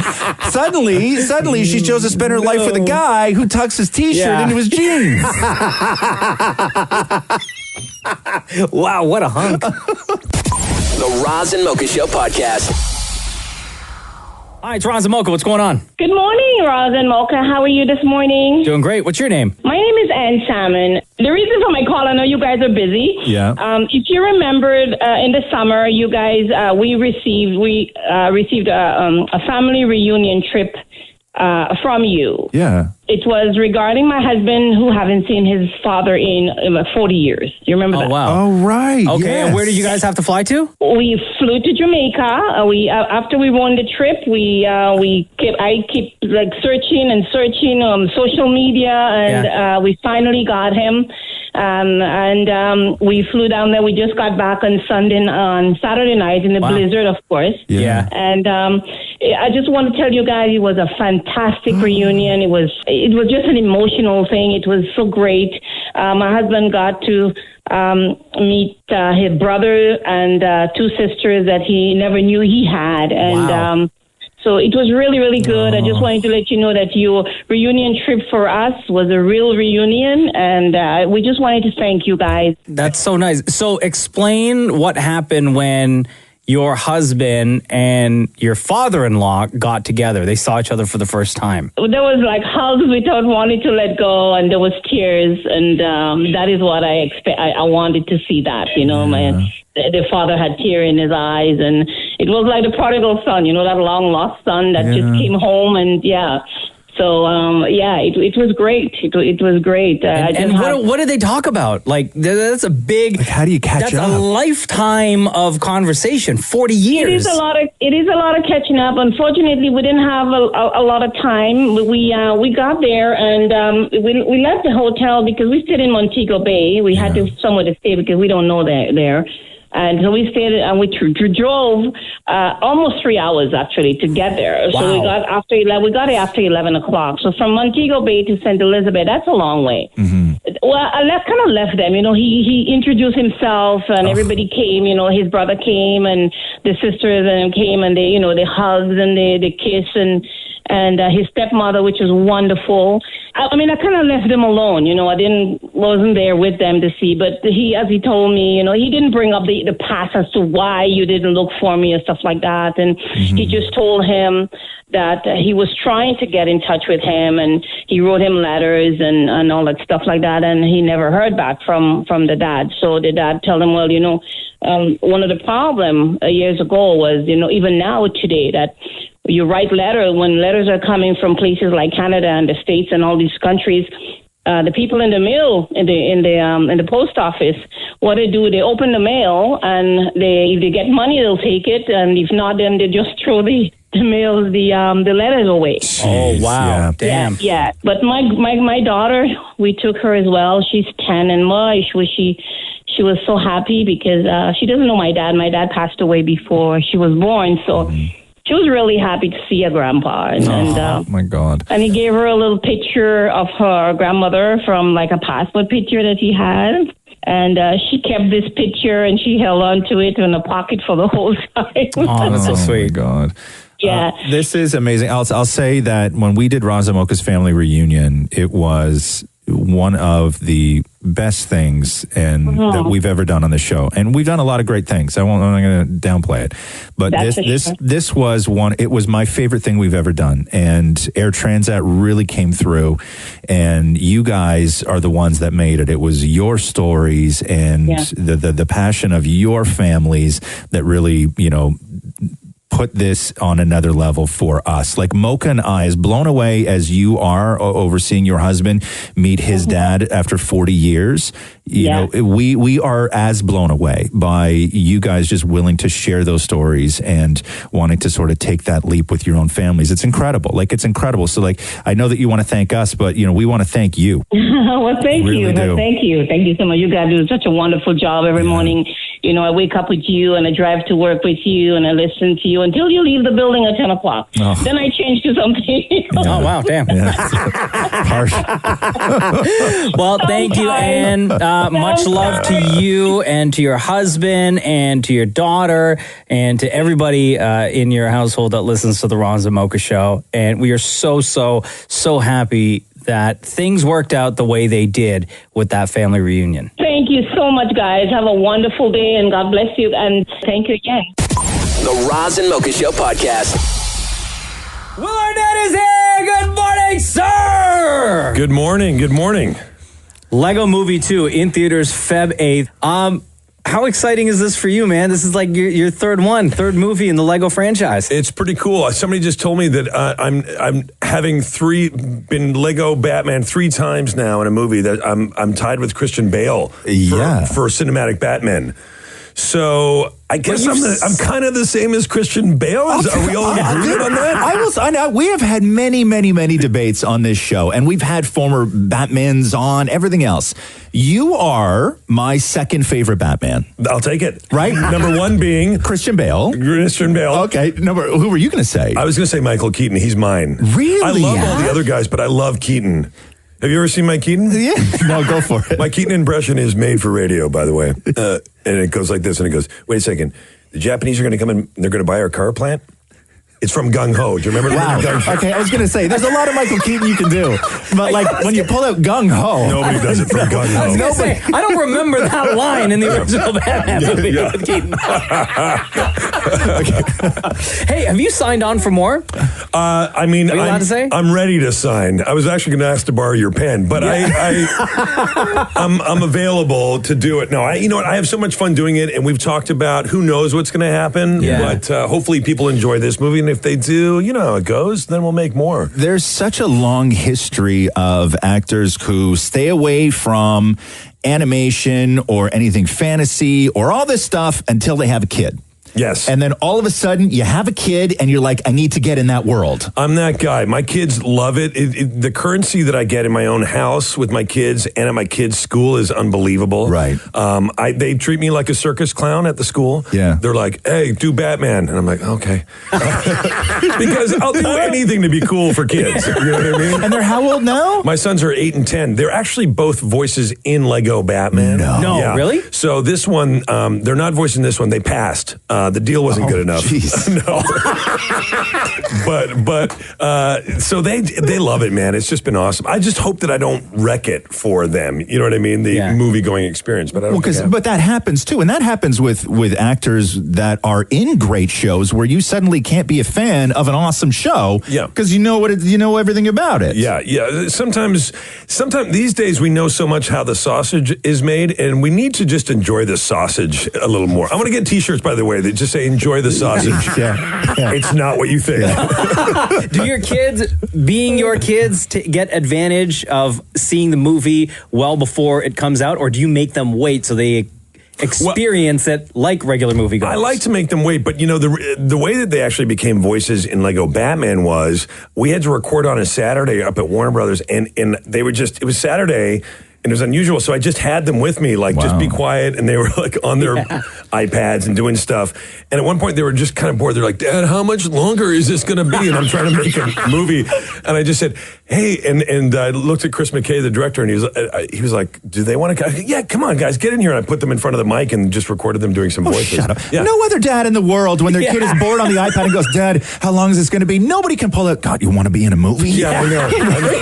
Shut up! Yeah, it's rarefied air. It's rarefied air. When you are making a movie like Lego Batman, or like, for example, Lego Movie 2, and you are the voice, it's like way completely different from making another movie where you're interacting with live people. How much time have you actually timed what it take? Like how much actual time I did recording this? Yeah, I've never. I don't know exactly how much time, but we make it over the course of 2 years. Oh, geez. In 2-hour increments. Gotcha. The funny thing is, I get to go out and take all this credit and whatever, but there are all these hundreds and thousands of people who are incredible artists who are slaving away, just trying to get the last drawing and get the last thing and stuff, and then we come in and I voice it, and then they animate to what I do as well. So sometimes I feel a little bad because so you don't see the animation in front of you at all. Never. No. And so you're talking about this. You're literally going wait, how far away is he from me physically when I'm saying this line to him? And then you make stuff up. You've got the dialogue, and then you're like, hey, you think of something funny. You think maybe he should go over here, and they're like, yeah, just go for it. And you record it. Now the animators are like, oh great, now I got to draw that this jackass came up with. We want you to, Maury, come on in here for 1 second. Will Arnett is here, by the way, for Lego Batman 2 in theaters Feb 8th. Buddy, how are you? Hey, man. Maury does, he likes to fancy himself a voice actor. This is, by the way, the first segment of Mondays with Maury. Right. It's not connected to Tuesdays with Maury. It's a better book. Maury would like to do his Batman, and if you could judge his Batman and possibly critique it as well, you'll see his script in front of you. Go ahead, here Maury. we go. Obviously, like all my movies, Batman is the main character, and this is no exception. Okay, not too bad. Thanks very much. Thanks for coming in, and we'll let you know. No, not going to work. Not going to work. No. Who's Bruce Wayne? He sounds like a cool guy. It's pretty good. I gotta say, that's pretty good. But doesn't he sound a little like, serial killer-ish? Yeah. Well, does it sound like he owns a kill room? Sure. That can be hosed down. You say owns like he bought it at Costco, not built. Well, no, he had originally leased it with an option to buy, and then Oh my God, Will Arnett, thank you so much. The Roz and Mocha Show podcast. Too much going on TV last night. You had the Royal Rumble. Ooh, so good. Which, don't worry, Rumble fans, there will be at some point in the show, we're going to give you guys an opportunity to nerd out over the Royal Rumble. Amazing. Okay? Sure. I don't know for how long, maybe 10 minutes. That's a long time. Because so much needs to be said, apparently. I don't know a lot about what went down on the Rumble last night. But we'll let you guys, we'll give you your moment. I started watching at 7 when the pay-per-view started, and I went to bed at 9. So I had to watch bits and pieces when we got in here this morning on the WWE Network. Also, Rent Live went down last night. A lot of people freaking out over that. And the SAG Awards happened last night. There was too much going on last night. And at the beginning of the SAG Awards, they do this thing where they pick a bunch of actors, and because the SAG Awards, it's a Screen Actors Guild, so it's their union, basically, right? It's their union banquet. And then they vote for each other. That's why it's all only acting categories. And they always do, they'll pick a bunch of stars out of the audience, and the show starts with them telling a personal sort of little anecdote. Yeah. About what it means to be an actor, or a story of them coming up in acting, or something meaningful. And they started last night with Mike Myers. And Mike Myers, so we'll give you a taste of sort of what it's like when they do these little speeches to camera. Hello. Hi. What I'm about to tell you is a true story. I was born in Canada, a country that a country that heavily subsidizes their arts. When I was 17, the Canadian government had me fill out a vocational training test to see what it is that I should do for a living once I graduated high school. I sent it to Ottawa, and 2 weeks later, the Canadian government determined that I should be a movie star. Absolutely true. I am the specter of big government. My name is Mike Myers, and I am an actor. Okay, so that was Mike Myers. And then immediately after Mike Myers, there was just a ton of applause because the people in the room could see what was happening next. Which was, there was a camera on Jeffrey Owens. And if you remember Jeffrey Owens, he was... Elvin from Cosby Show. Elvin from Cosby Show. And the big story earlier in the year was that somebody photographed him bagging groceries at a Trader Joe's in New Jersey. And everybody felt that we should feel sorry for him. And his whole thing was, listen, I'm an actor and sometimes you have to do stuff. So as soon as Mike Myers finished that, they cut to Jeffrey Owens, who was sitting there in a tux at one of the tables. So somewhere in the middle of the road of my life, I found myself in the dark wood of unemployment and debt. But instead of switching careers like a sane person, I took a job at a local Trader Joe's to see if I could hang in there with my career. And it's actually worked out pretty well. I'm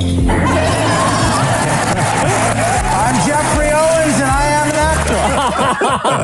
Dude, that's awesome. Yeah, I like that. Yeah, it was so good. Because I guess after all that went down, he got a ton of offers. Yeah, of course. So he's back working again, and it was... Do they write their own stuff, or do they work with somebody from... like the production side of the SAG Awards? No, I mean, who knows? I mean, it could be a combo of both, but I don't think really anybody needed to touch the Jeffrey Owens speech. Yeah, That's exactly what happened. It was perfect. The Roz and Mocha Show podcast. So there was so much going on last night. There was the SAG Awards. Yes. There was the Royal Rumble. And is that what we want to talk about? There was Rent Live. And I had said that I would give Rumble fans time on the show this morning because I know it was huge and I know it means a lot to them. All right. So you want the full breakdown? No, I don't. No. Oh. And I said that I would give Rumble fans time on the show to just sit and nerd out. I said we would give them 10 minutes to sit and nerd out. No. Sit and nerd out, and we gave out the number that they could text. Yeah, 925-555, by the way. And then Maury said, hey, what about Rent? And I was like, nah, man, we got to do Rumble for the Rumble fans. No, it's not happening. Because none of you Rumble fans sent us a text. So I'm starting to question your loyalty to both Rumble and to the show. However, we did get one text, which was, why would you crap on Rent Live? It was emotional and timeless. That was one text we got for Rent Live. Oh no! Yeah, one text. Royal Rumble got beat out by Rent? Yeah, however, because I'm a sleuth. Because I'm a sleuth. I checked who the text came from. Yeah. Hey, Maury, come on in here. Yeah, exactly. It was one text from Maury? You don't have to text the show. But how else am I supposed to be heard? The microphone, maybe. I know. I'd say the thing in front of you that makes your voice heard. Oh no! So Maury, you watched Rent Live. I did with my husband, and it was so cool to both of us sit there and watch something so meaningful and important. Okay, so break it down. Have you seen Rent Live before? Like, have you seen? Oh, absolutely. You have. It's about AIDS. No. I know that. I think we all know that. And Vanessa Hudgens was in it last night. That's right, yeah, and a couple hot dancers. And Idina Menzel was the original person who did the Vanessa Hudgens role, correct? That's right, yeah. Oh, okay. Yeah, and Idina Menzel is... Let It Go from Frozen. Thank you. Mm-hmm. So what do you have in front of you, More? You have the big song? The song. Okay, what's that song called, actually? Seasons of Love. Okay. And are you going to do this a cappella for the people in honor of Rent Live last night? Mocha had the Rumble people come through for you. You and I would be wrestling right now, but unfortunately they did not. So Thank here God we for go. that one text. Maury, now you get to sing Rent Live for the people live. Yeah. 525,600 minutes, 525,000 moments so dear. Moments. 525,600 minutes. How do you measure a year? In daylight, in sunsets, in midnights, in cups of coffee, in inches. Pause for 1 second. Yeah? You're getting a little too excited, bro. Yeah. I'm just going to take his lyrics. No. Oh, you had the lyrics in front of you? Yeah. I noticed that. Maury, come on, Mr. Big Fan. No. Okay, Okay. More. Okay, Oh my super God. fan. Here we go. Okay. 1, 2, 3, and... 525,600 minutes, 525,000 moments so dear, 525,600 minutes. How do you measure a year? In daylight, in sunset, in midnights, in cups of coffee, in hairlines, and in inches and miles, not hairlines. In hairlines. Like whose hairline? Your hairline? In hairlines.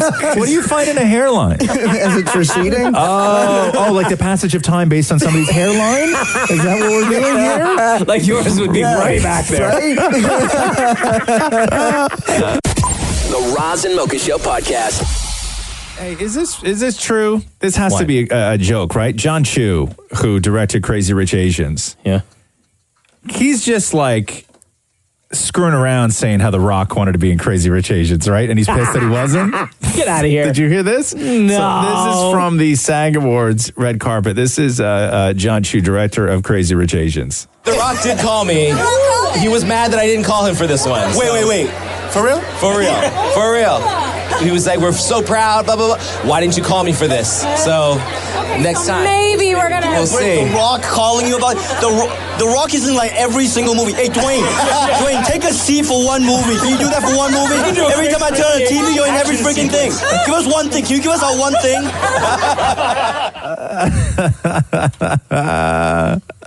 See, I think that would have changed everything. Had The Rock been in Crazy Rich Asians? Yeah. What's The Rock's background? Samoan. Like 100% Samoan? Is he? Yeah. Yeah. No, I think his mom is, and his dad, I believe, is black. Yeah. Did you see that picture that he tweeted or he put up on Instagram over the weekend? No. He posted some shots from the Hobbs and Shaw movie. Holy cow. What's Hobbs and Shaw? That's the Fast and Furious spinoff. Oh, right, yes. The one that Tyrese was pissed at. Right, because Tyrese didn't get paid because they pushed the next Fast and Furious to do Hobbs and Shaw. Yeah. Gotcha. So The Rock posted a picture on set with Roman Reigns, who's from the WWE, who recently had to step away. He was the champ. He had the belt, and he was the one that stepped away because he's fighting leukemia. Is he really? And Roman Reigns is The Rock's cousin. And Roman Reigns, we found out over the weekend, will play The Rock's brother, one of The Rock's brothers, in the new Hobbs and Shaw movie. But he has real, like, it's not a wrestling gimmick. No. He has leukemia. For real, he had to step away and everything. Yeah. Jesus. I guess What's that, more? The Rock's, some of his heritage is from Nova Scotia. Yeah, but I'm just wondering, like, ethnically, like, what the background of his parents were. Because if he's legitimately pissed at not being in Crazy Rich Asians. No. I think does he just want to be in the movie because it's like a hot movie? Yeah, they were just goofing. I don't know. I don't, because if I saw, like, you know, when you get, what's that? What do you call it? What is the thing with the FOMO?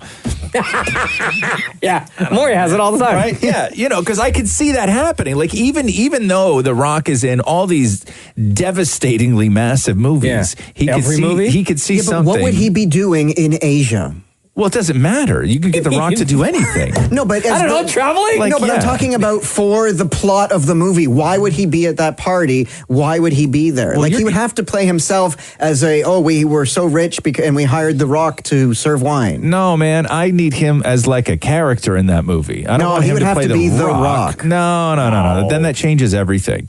then that changes everything. No, he has to be like something in that movie. No, that would have ruined it. I'm sorry. I agree with you. Don't get me wrong. Like, you can't put The Rock in everything. Like, they had a point. Like, sit one out, man. Yeah, give us Like, just one. right? Like, you have like 4, sometimes 5 movies a year. Let us just have this one for this brief moment in time, and then you can continue to dominate the box office. Right. Like, what do you need more? Yeah. Right? Like, you already make the most. And you already bought your mom a house. You're good. Yeah. Yeah, multiple houses. Leave us alone, Rock. The Roz and Mocha Show podcast.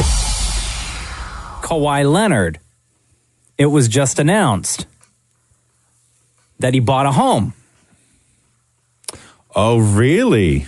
Kawhi Leonard bought a home. Oh, really? For $13.3 million. Really? In San Diego. Oh. So, do what you want with that information. Oh.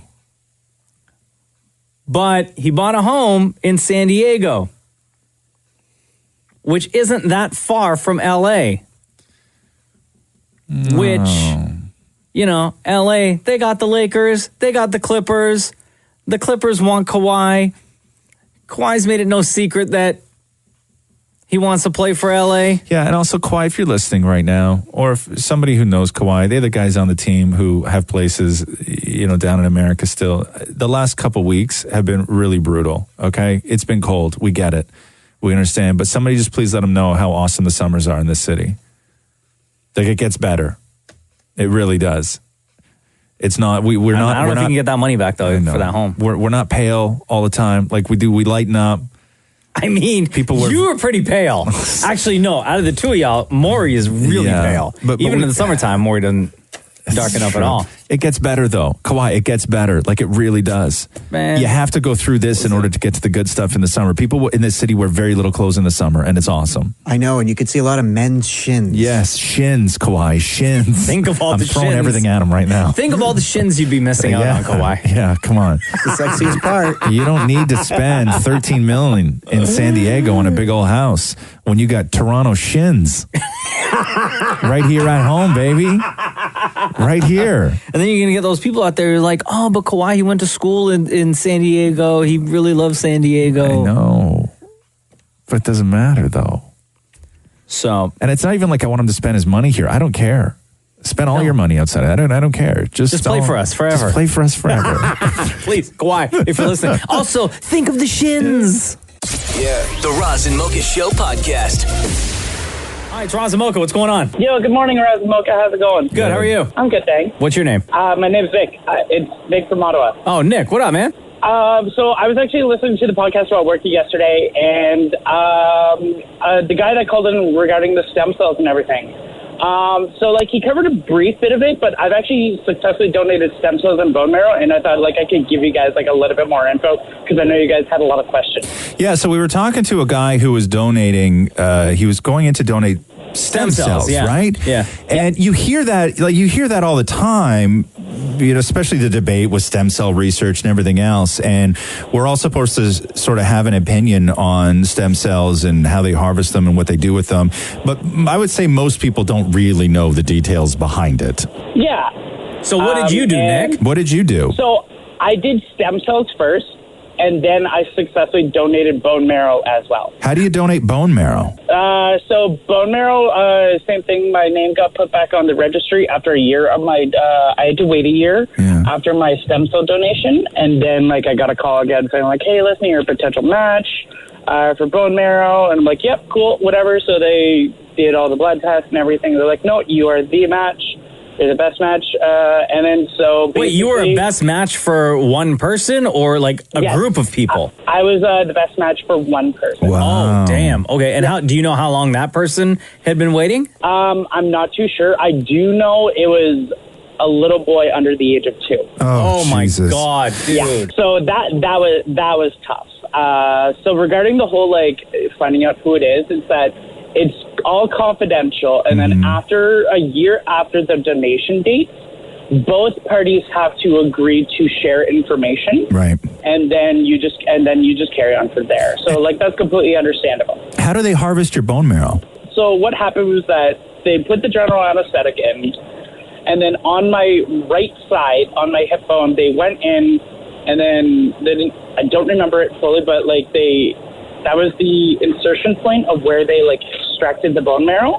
From your hip bone, or do they have to go to where your back is? I always thought it was like like my hip bone. Like near your spine or something. No, so it's the hip bone because that's like your biggest bone in the body of like that has all the bone and everything. So they did that, and then I just woke up in surgery daycare, and then like within 3 hours later, I was out at home. Wow. And then they gave me like codeine, stuff like that. Hey, man, you are amazing, and there's no other way to put that. And thank you. If anybody else listening, either like you in Ottawa or in Toronto or Victoria or Vancouver, anybody else where you can hear the show or anywhere across the country or the world on the podcast, do what Nick did and figure out locally how you can put yourself on a registry list and save a life, I guess, right? For Canadians, it's just with onematch.ca. I don't know how other Canadians do it and everything, but no, it's so great. They're super wonderful staff and everything. Okay, there you go. That's amazing. Thank you so much, Nick. Not a problem. Bye. The Roz and Mocha Show podcast. Hello. Cassie and Ingrid, it's Roz and Mocha. Hi, Mocha. Yo, what's going on? How are you? Oh, gosh. We were talking about you last night. So I'm Cassie's mom, and she said that when her dad cooks soup, he puts these big fat chunks of vegetables that you need a knife and fork to eat a soup or a stew. Yeah. And then my friend George made us some stew to take home. And the same thing. And we said, this has got to be a dude thing. Okay, so here's the text that we got just now from Ingrid, right? Yeah. Question for you men. Us two women want to know why men seem to leave vegetables and meat in massive chunks in soups or stews. Why is this? I will say that Catherine makes soup quite often. And when she will put all the vegetables in and like do her whole thing. And then just when it's almost finished, she goes to the pantry, grabs the hand blender, and turns the whole thing into a giant paste. Really? Yeah, like it's just a giant puree. I think for guys, it's a matter of what is the most efficient. I'm talking about guys who cook and also guys who don't really cook. It's what's most efficient, and that is AKA lazy. No, it's not. It's not. When you're eating it. Listen, you judge things by how big they are in your mouth, okay? So, shut up, Maury. Jesus, man. You grow up for a second? Gosh. Okay, you judge things by how big they're going to be in your mouth. That's what she said. And what you do is when we're chopping things, we chop things into sections or pieces that are going to fit our mouths. And we're going to be able to handle, and we're going to be able to chew, and then we're going to be able to swallow, okay? They don't fit in my mouth. Yeah, listen, you can put more in than you think, okay? It's got braces. Oh, wait. Jeez. Oh, here's the thing. I don't know if every guy is like this, but Yeah. at least for me, I like my soups to have big pieces of vegetables, big pieces of meat, because I like my soup to feel like a meal. And I think that's why most guys do that with soup, because they like for it to feel like a meal and not like a drink. I think it has a lot to do with the fact that, we're used to meals in a can, like Hungry Man and stuff. So we're trying to mimic what's in a can. First of all, Maury, enough with the we. Yeah. Okay. Don't say we. Yeah. We're used to meals in a can. You're used to meals in a can. Okay. No, I think Mocha's right, and that is we like things that are hearty. Okay, we like to chew.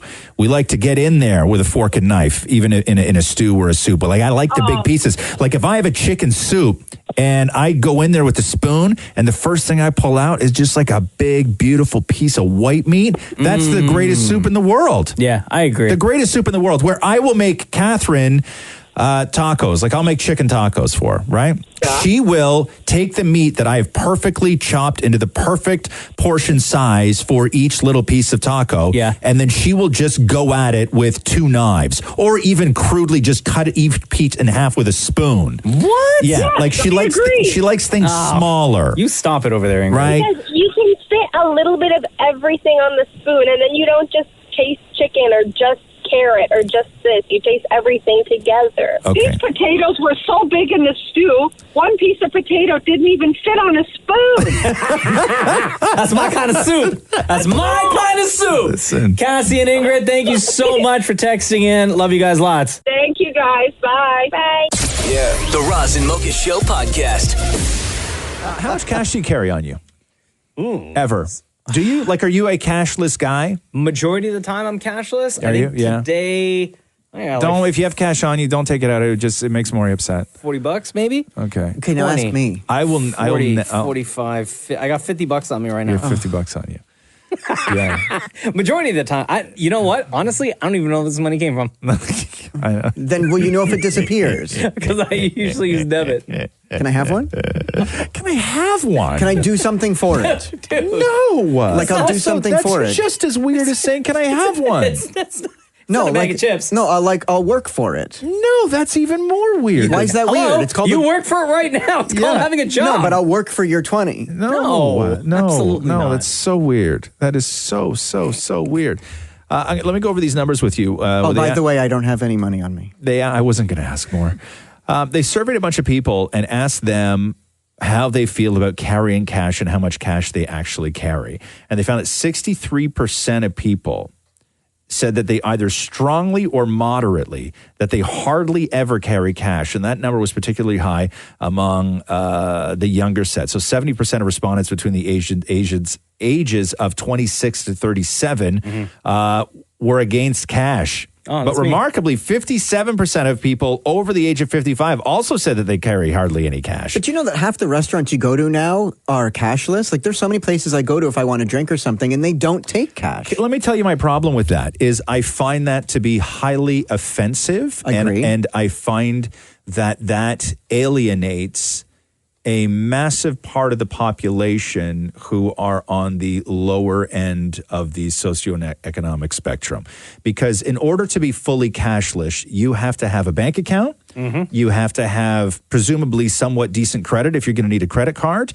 You have to have that life. And if you are somebody who doesn't have that life, that maybe goes to check cashing places because you're working part-time and you got to get a front on your money, you are suddenly not welcome in certain places that serve food and drinks. But I guess the flip side of that is they don't have to deal with change. They don't have, it's safer for a business. I don't care. Safer? From shoot 'em up robbers? Like no one's going to steal your cash. Nah, stop. No, it's tacky. To go completely cashless is, I find it to be offensive and tacky. I really do. And I don't care what the place is. You know, you always hear, when you have financial experts on television or you read articles, they always say, if you want to help manage your money or avoid using a credit card, is use cash. Yep. Like there are times where I'm in the red and I have $5 that Roz happened to give me for something and I'll go to a place and I can't use it. You mean like... That sounds so weird. But you mean like when you have $5 because I gave you money to go get coffee and you didn't give me back my change? Yes. Yeah, that's I did not give you $5. I said you gave me $5 for something. No. Maury's notorious for that too, by the way. Yeah. You are so we'll give you like $20 to go get coffee for the and then I become cashless. And then all of a sudden you come back and it's like, well, there's no change. I changed my mind. Everything should be cashless. Roz and Mocha's Fix My Life. What advice can you guys give me? Okay, so my question is... Got a problem you can't fix? Roz and Mocha got you. Hi, Chris. Are you there? Hey, how you doing? Good. So you are in quite the predicament here, huh? Yeah. Okay, let's try and go through here, Chris, some of the stuff that you wrote. Roz and Mocha FML. I got a situation with an ex-boyfriend, and I need your opinion on what to do. Last October to January, you guys were happy and involved. Then some stuff happened. You wound up breaking up. He has a son. You offered support, and it didn't work out. And then in mid-September, 8 months later, you sent him a message on WhatsApp just to say hi. And then you say an hour later, you went back onto WhatsApp and he had changed his profile picture to a picture of the two of you and didn't write you back, right? No, he didn't. And then so what you had said is that you tried to text him, you tried to contact him 3 different ways, asking him to please take the picture down. You're not okay with it being up. So what do you do at this point, right? So I guess it's generally like, I know in your situation, it's a WhatsApp profile pic, but in general, what do you do if an ex posts or continues to post pictures of the two of you guys together, right? Yeah. And has he talked to you at all? Has he contacted you at all? No. No. Okay. Oh, cool. do you guys have like mutual friends at all that you'd be able to get any type of information out of or information to him? No, not at all. Why do you think he changed the message? Just like out of spite? Or not the message, sorry, the profile pic. Because he knows that it would bother you? I don't know.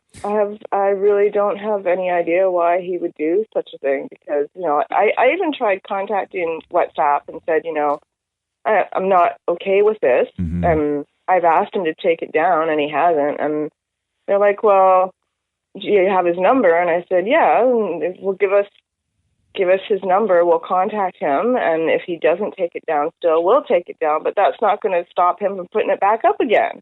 It's the only picture that he has of us. Who dumped who? It wasn't really one or the other. It was just life just got in the way. But who was the one that suggested maybe this isn't working out? He did initially because of what was going on in his life. It's really interesting. I understand this from a point where maybe if you broke up with him, and oftentimes this stuff is triggered by something. When somebody starts posting pictures of their ex, it's triggered by something. Maybe because they found out that you were dating somebody new and they wanted to sort of throw up that flag, being like, I was there first. Who knows? It's a very manipulative thing to do that. And the circumstances is how it went down, which was his picture was not the two of you until you reached out to him to say, hey, what's up? And then he didn't reply to you. All he did was change his profile pic to a picture of the two of you, which is strange in itself. Now, as far as what you can do about this, I don't know if there's much, to be honest with you. But I also don't think it's that big of a deal. I think that it matters a whole lot to you, but just generally in life, I don't think it matters that much. I don't think that if you then go out and, find a new boyfriend, your boyfriend is then going to stumble across, manipulative photos that your ex is posting of the two of you, unless he somehow becomes friends with him on WhatsApp. I don't think it's that big of a deal. I think it bothers you for a lot of reasons, but I don't think it's that big of a deal. I don't think that you should be stressing about this maybe as much as you are. Hey, Chris, why do you still have him as a contact in your phone? That's the other thing. I just never deleted him. I kind of waited to see if things would calm down a bit. Yeah, but it's been how long now since you guys have broken up? Okay, so that's the other thing. It was like 8 months. Okay. Yeah. All you have to do to fix this situation is go into your contact list, delete him. Yep. Completely. Yeah. That's the only answer here. Yeah. Also, why didn't you do that at the beginning? If you've listened to this show and you hear our advice, and this is from, believe me, it's not us talking at our butts, okay? This is from years and years and years, is that the number one rule, at least at the beginning of a breakup, has to be a clean break. You got to unfollow him on social. You got to delete his contact on WhatsApp. You have to do all of that stuff at the beginning stages of a breakup, okay? Clean break is the only way this works. Because look at you now. You're 8 months later. You're obsessing about his profile picture on WhatsApp. Do you creep his photos on Facebook? No. No? Okay. So, yeah, listen, you got there is one thing and one thing only that you can do, and that is delete him out of your profile or delete him out of your contacts. Okay. Yeah. All right, Chris? That's it. High five. He'll get the picture. All right, guys. You have a great week. All right. All right, you too, girl. Take care. All right. I would love to delete that for her. She's not going to do it. I know. And that's the problem. I could tell as soon as you said that, as soon as you said there is one easy solution, because this has now been 8 months for her. And there is only one solution, and it is very easy. And that is, if the picture bothers you, delete him. He's your ex. And instead of doing the healthy thing, she's making this so difficult on herself. Yeah. Roz and Mocha's Fix My Life, only on KISS. I'm just going through a list here. They put together, they surveyed a ton of people, and they asked people what their number one fear was. And public speaking is 7 on the list with 17%. Oh, yeah? Yeah, because a lot of people have the public speaking fear. Yeah. But what's number 1 on the list? What is the biggest collective sort of fear that we have? And I'll say this, okay? Dying is not on the list. Oh, I was going to say death. No. Is it spiders? Spiders is not in the top 10. The darkness underwater. The dark at number 8, Maury. The dark. Okay, hold on. What would people say is 15% number of adults are one still on a afraid of list the of dark. things that they're afraid of? Yeah. The most afraid of? Losing their family? Noises in the hall. Noises in the hall. That's very specific. How old are you, bro? 5? Like last night, we had to pause the TV. There were noises in the hall. At number 10 on the list, birds. Oh, yo, you know what? My wife hates birds. Really? Yeah. Like all birds? All birds. Like a budgie. Hates them. Don't forget, there was birds in a park here the last summer that were attacking people. Yeah, she I know, hates but birds. Jeez. Okay. Number 9 is flying. Number 8, Maury, is the dark. Number 7 is public speaking. Number 6 is clowns. Yeah. Oh, Damn, people still scared of clowns, Yeah. huh? Number 5 is needles. Okay. I don't like needles. I'm not afraid of them. I won't do them. I have to have the kitty needles when they give me a needle. What's a kitty needle? It's a much smaller and, I guess, pricky thing. Yeah. Needle. Yeah. Yeah. But what if they have to take blood? Then they use a kitty needle. But what if they have to give you a shot? Kitty needle. Come on. How old are you, 5? I once they had to call Matthew. I was blacking out. You can't find it. You can't put in an IV with a kitty needle. I've never had to have an IV, Oh. but if they're giving me something. That's shocking. You've never had an IV. Number 4 is confined spaces, aka claustrophobia. Like the closet. Yeah. Okay. Yeah, like the closet. Which I came out years ago. Number 3 is the dentist. Oh, yeah. The only thing on the list that's somebody's job other than clown. You know what I mean? It's like, I'm just out here trying to earn a living, bro. Right. You know, lawyer? No, people aren't afraid of lawyers. They're afraid of getting sued. They're not afraid of lawyers. The cops. Is the cops number 1? No. Why? No, well, I listen, it is a valid, depending on who you poll, the cops could be number 1. Number 2, as far as the greatest fear that people have with 38% is heights. Yeah. Oh.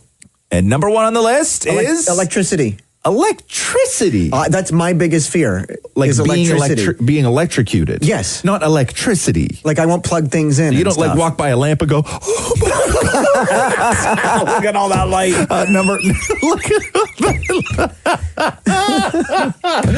Number 1 on the list is snakes. Snakes, people. The Roz and Mocha Show podcast. 1968 was the year that the first Big Mac was sold. Was it really? Yeah. 1968? 1968 is the year that Elvis did his comeback special. Is that the Hawaiian one? No, the comeback special was, I think, the black leather. Oh, I don't know. You don't know. No. Why would you even ask that? 1968, 60. No, hold on, back up. Yeah. The reason why I asked is because my sisters were way younger than me. Yeah. Love Elvis, especially my sister Laura, and has Aloha Elvis on like DVD or something. And when we were growing up, like every single day, she'd have to put that on. Wow. And she would watch it. Yeah, the 1968 comeback special was the black leather special. Okay. Anybody who's an Elvis fan, you know the black leather special. Black leather jacket, black leather pants, matching. There you go. Like you. Oh, it's so hot. That's such a hot look, man. I'm not goofing. I'm just saying. That's like you. It's such a hot look. Like, and I say whatever you want. If I could wear black leather pants and a black leather jacket every day, right? Back in the day, you would look like a thug. That was the height of tough back then. Sure. Black leather pants and a black leather jacket. Like you as a man, chest exposed. Oh my God! With a chain. Yeah, because you don't wear a shirt under the jacket. No, the leather and the leather police hat. No, no. That's a different look. But back in the day, like a father wouldn't let his daughter date somebody back in the day who wore black leather pants and a black leather jacket. Yeah, because you were just no. But good. if you had that black leather hat, no, we're not talking about the black leather hat. And shoes with spurs. No, we're talking about the cool look of black leather jacket, black leather pants. Okay, not spurs, Maury. Not a black leather cop hat. And handcuffs and your epaulets. No, I don't know what an epaulet is. The thing on your shoulder. Is that called an epaulet? Epaulette? So you don't know? It's epaulette or epaulet? No. Those I might allow on the jacket if they are... Actually, no, never mind. Okay, you guys are ruining black leather for me. Okay, sorry. Stop. I'm trying to tell you how cool... Also, I've been to a bar named Black Leather. Okay. Okay. Off the rails. Okay. I'm trying to tell you how cool black leather is. Yes. Okay? I'm listening. Black leather pants on a man. Now, hold on. Can I ask a question? Yes. Is it the black leather that shows your blue jeans underneath? Like, is it the black leather that goes over your jeans? Are you talking about chaps? Yes. No! Black leather pants on a man, okay, was at one time the height of cool. I think I would like to get back to that point of where tight black leather pants and a tight black leather jacket. With frills. Who is he? Dolly Parton? Are you talking about tassels or frills? Where it's like a thinly cut leather. Those are called tassels, Maury, not frills. He's just ruining everything now. Would you like to say anything else? No. The Roz and Mocha Show podcast. They say that if you don't want to wipe out while you're walking in this kind of snow, you need to walk like a penguin. What? Do you know the penguin walk? Have you ever seen a human do that? Where you just go like this? No, it's shuffle like back and forth? No, it's a Side whole. to Maury, side? come in here for a second, please. So, with your toes pointed outwards and your arms slightly raised like flippers on either side for balance, and then you take short, flat-footed steps. Hold on. Do you know what I'm saying? Yeah, I saw it in Mary Poppins, the movie. What's that? In Mary Poppins, the movie, they did this. Okay. Say that again? So back up more. Move your chair and back up. Say what you have to do again? Okay, so here's the thing. When you're doing this, when you're walking like a penguin. Yeah. Okay. So stand with your feet slightly apart. Okay. Okay. Put your wrists against your thighs and point your hands out. Yeah. Okay? And when you walk, you're going to walk like right hand, right foot, left hand, left foot. Like as if you're lifting your leg to move your foot. But then you have to shimmy your pants down a bit. Wait, like this? So like this? No, Yes. it's as if you're like, put lifting your your arms leg. straight, like your arms are like this. Oh, okay. Right? Like your wrists are against your hips. Gotcha. And you're going to walk like this. Oh! Right? And then you have to shimmy your pants down. And then you look like an idiot. Okay, Maury's going to shimmy his pants down. Why are you taking your pants off, bro? No, but that's how they did it in the movie. That's how they did it in the movie. Okay. So go ahead now, Maury. Okay. Okay. You look like a zombie. Also, why? Hold on a second here. Why are you taking your pants down? Why do you need to shimmy your pants down? Because that's what Dick Van Dyke did in Mary Poppins when he walked like a penguin. We're not saying walk like Dick Van Dyke. But We're he saying did the penguin. You don't need to do I that. have an important question. Yes. Who the hell is Dick Van Dyke? Oh, God, he was the old guy in Mary Poppins. I can't go down this hole with you. Okay, my pants are down. Here we go. Ready? Okay, go ahead, more.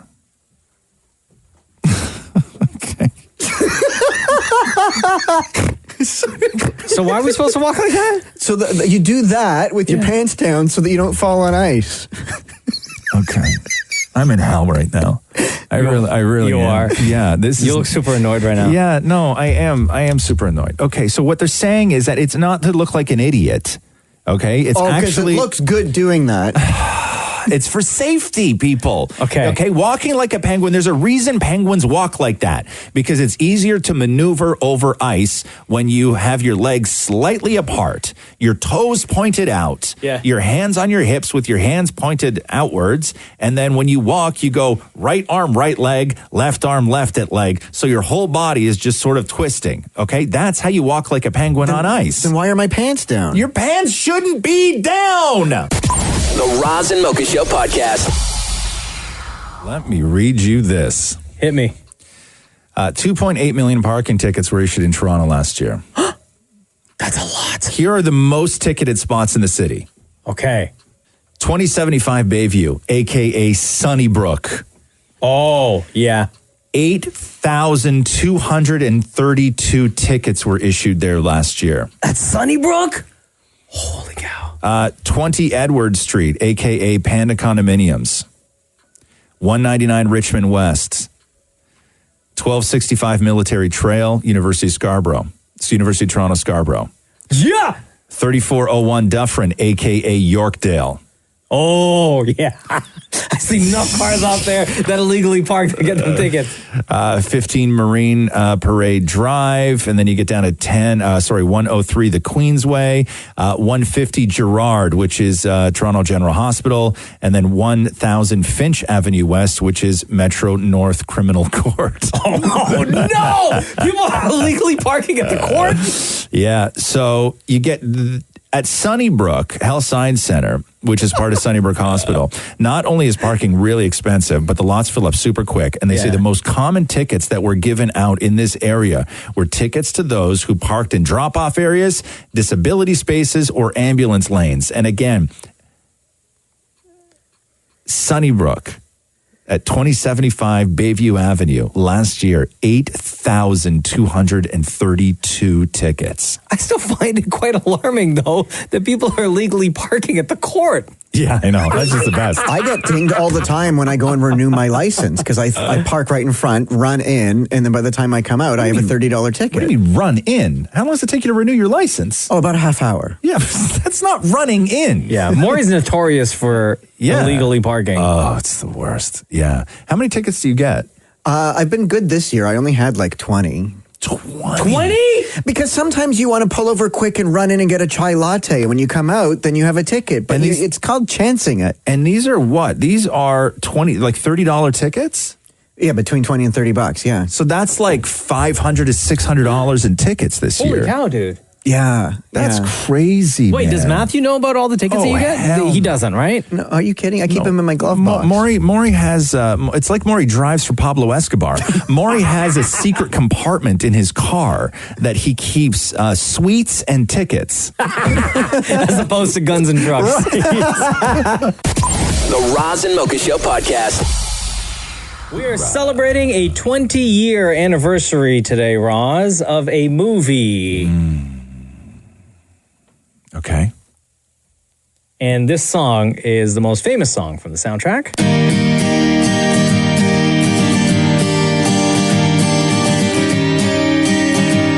Is this the Kiss Me song? Yeah.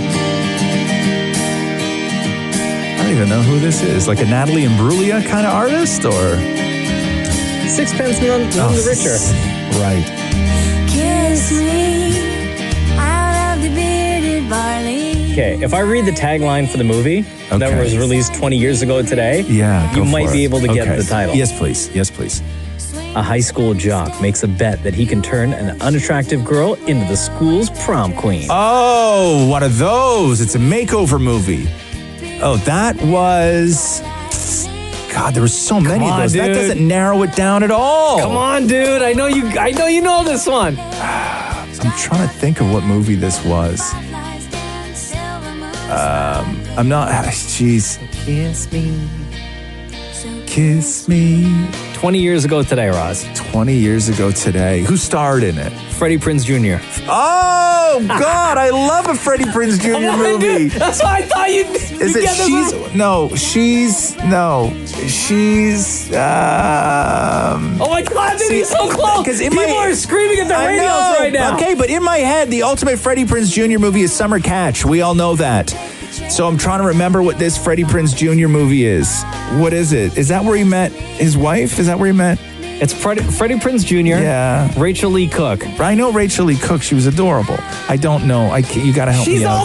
She's all that. I was saying she. Yeah, I was know, saying you were she. so But you were giving me nothing. She's all that. When somebody's guessing something, like if I said to you, hey, Mocha, what is what's that movie with the Wookiees and the lightsabers? Star and Wars. you were like, Star. I would do the thing where I move my hands, where I'm like, yes, you're onto something. I clapped. You're onto something. I clapped. I said, no, yeah, you you're close. didn't. No, I you clapped. did not say you're close. You did not.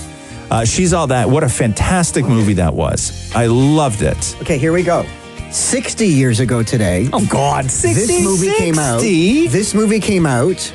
She's sleeping. Sleeping Beauty. Yes. See? That's how you do that. Oh, my God. Okay, there you go. You can't lead with, she's sleeping. Roz Roz and Mocha's Fix My Life. What advice can you guys give me? Okay, so my question is... Got a problem you can't fix? Roz and Mocha got you. Victoria, it's Roz Mocha. Hi, how are you? Good, how are you? Good. Sounds like your life is a comes the mess. bride. You guys are more excited than I am. Yeah. Victoria, you wrote us this. Roz and Mocha, please help fix my life. I'm getting married in May, but everyone in my fiance's family is a nightmare.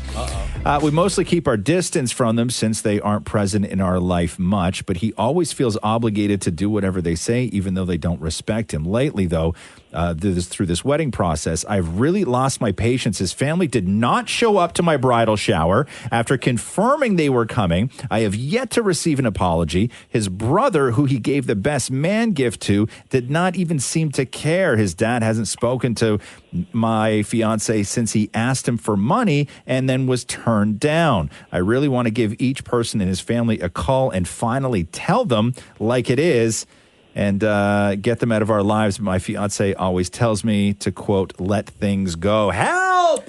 So, Victoria, is the problem with your fiance's family that they just don't care about the planning of the wedding, or that they just don't care about you guys as a couple in general?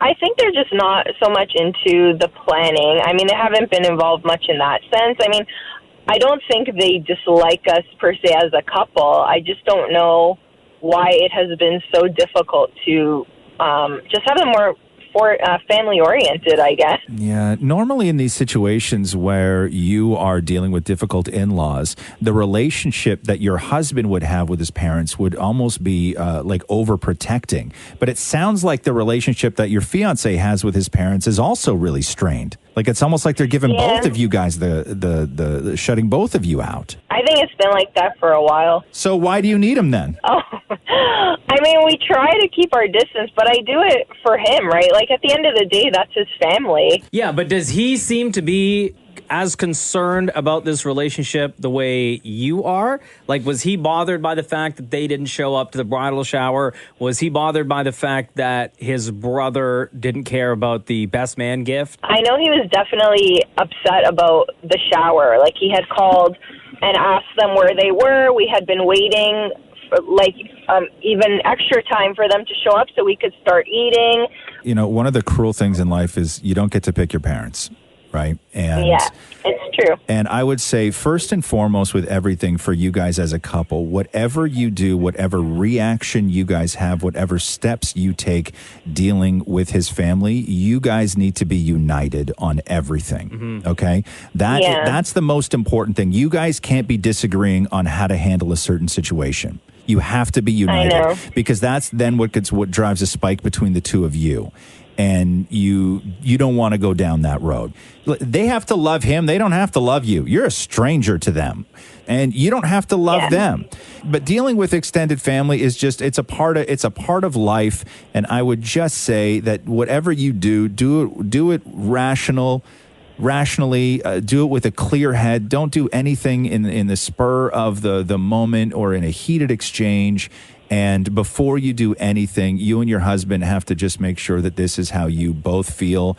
Having a conversation with them about, boundaries even is something that may be beneficial to the two of you guys. Because if they want nothing to do with your wedding, they may be the ones who feel pressured and obligated and everything else. Mm-hmm. They may not want to do that. You are fully in your right to ask and have a rational conversation with them, being like, hey, we kind of get the sense that you guys want nothing to do with this wedding. Let us know if that's the case, because if that's the case, we're cool. Yeah, but at the same time, I mean, we've had discussions before because I feel like that's not really my place. I mean, if it was my family acting that way, I would have no problem telling them they're disrespecting me and him, and I'm not okay with that. But it doesn't sound like he has that kind of relationship with his family, though, right?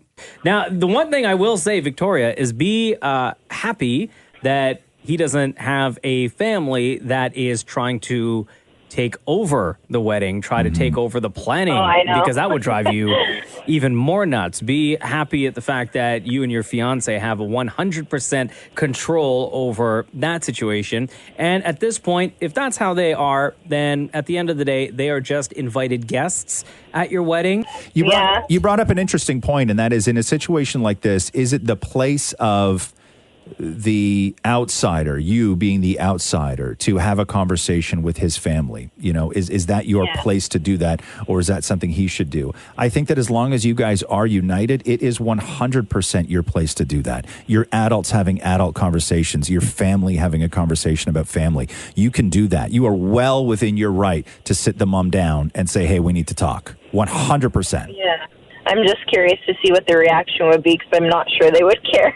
Yeah, man. Well, if they don't, then Then listen, you can't say that you didn't try. Then then you're not complicit in all of this. If you do your part and lay it all out, and they are the exact same way, then you are no longer a part of the problem. Yeah. Okay. You offered a solution. Now it's their problem, not your problem. That's true. Okay. All right. I'll have to talk with him and see if he's okay with that. All right. Well, hey, congratulations. Wedding's coming up in May. I know. It's coming soon. Thank you for reaching out, Victoria. Thank you. Roz and Mocha's Fix My Life, only on Kiss. Question for you. Go. If you're most likely to snack, what time of day are you most likely to snack at? I'm going to say most likely to snack at 2 p.m. Wow. Maury? I always snack between 4 and 4:30. 4 and 4:30. Why 4 or 4:30? Well, because I wake up from my nap usually around then, and I feel groggy and stuff, so I just need to feed myself to, like, give myself some sort of energy. Right. Because the food makes you feel good. Always. Okay. Yeah, I'd say 2 p.m. 2 p.m. According to this story, the most popular time in a day to snack, and I'm assuming that they're talking to people who work a somewhat regular 9 to 5 day, where they have that schedule. Eat breakfast, lunch is sometime around noon 1, get home, dinner sometime around 6. The time that they have, which is the number one time of day to snack, is 2:41 p.m. Oh, okay. Yeah, that makes sense. 2:41. Now, they were also asked, what are the things they most likely crave at snack time? Chips. Cheese. Chocolate? Yeah. Cheese. Yeah? Strawberries? Wow. Bacon? Honey? Coconut? No. Blueberry? And also, weirdly enough, lemon. Yeah? Yeah. As a snack. But like, I guess lemon on something. Maybe like, lemon in water? Maybe lemon in water, but that I wouldn't. Man, if I asked for a snack and somebody gave me lemon water, you wouldn't be friends with that person no more. I'd be in prison the next day. Or you would never go back to that establishment that served you. Right. Let's be honestly. I don't go to anybody's house anymore. Like, nobody's ever going to serve me a snack. That's true. I like to pretend I have friends. Do you don't have? Do you ever order Uber Eats just so someone knocks at your door? No. What? I have a family at home that I quite love. Like, I love spending time. I've never sat at home with Catherine and wish that somebody else was there to sort of alleviate the boredom that I have hanging out with my partner. Like, I quite like spending time with the people in my life. Because I've done, like, if I'm home alone, I'll order Uber Eats just so I have that sensation of, a knock at the door. I'm like, someone's here. I heard 2 weeks ago, Dan and Maury used Uber Eats to order a cup of hot chocolate just so that somebody would knock on the door to hand him hot chocolate. You ordered hot chocolate on Uber Eats? Yeah. How much did you pay for that hot chocolate? It came out to about $7. Oh my God. But can I tell you something? Yeah. It was so cool that I didn't have to go out and get it. I know, but dude, you can't Uber Eats a hot chocolate, though. No, you can. I did it. The Roz and Mocha Show podcast. Going into Academy Awards, I know that Bohemian Rhapsody has been a very polarizing. You want to reward it because people think Rami Malek is great and the movie's awesome, but you get an organization like GLAAD who refused to recognize it because of director Bryan Singer, who completed enough of the movie that he still gets credit for directing the film. And that's a problem. He's got a long history, and there's recent allegations of horrific misconduct, some of which was against minors. And it's a tough place And it's going to be interesting how they treat this at the Academy Awards, because it's sort of been split going into the Academy Awards. But I think the headline that is going to put people over the edge is that Bryan Singer still stands to make $40 million off Bohemian Rhapsody. Holy cow. Yeah. Serious? Yeah.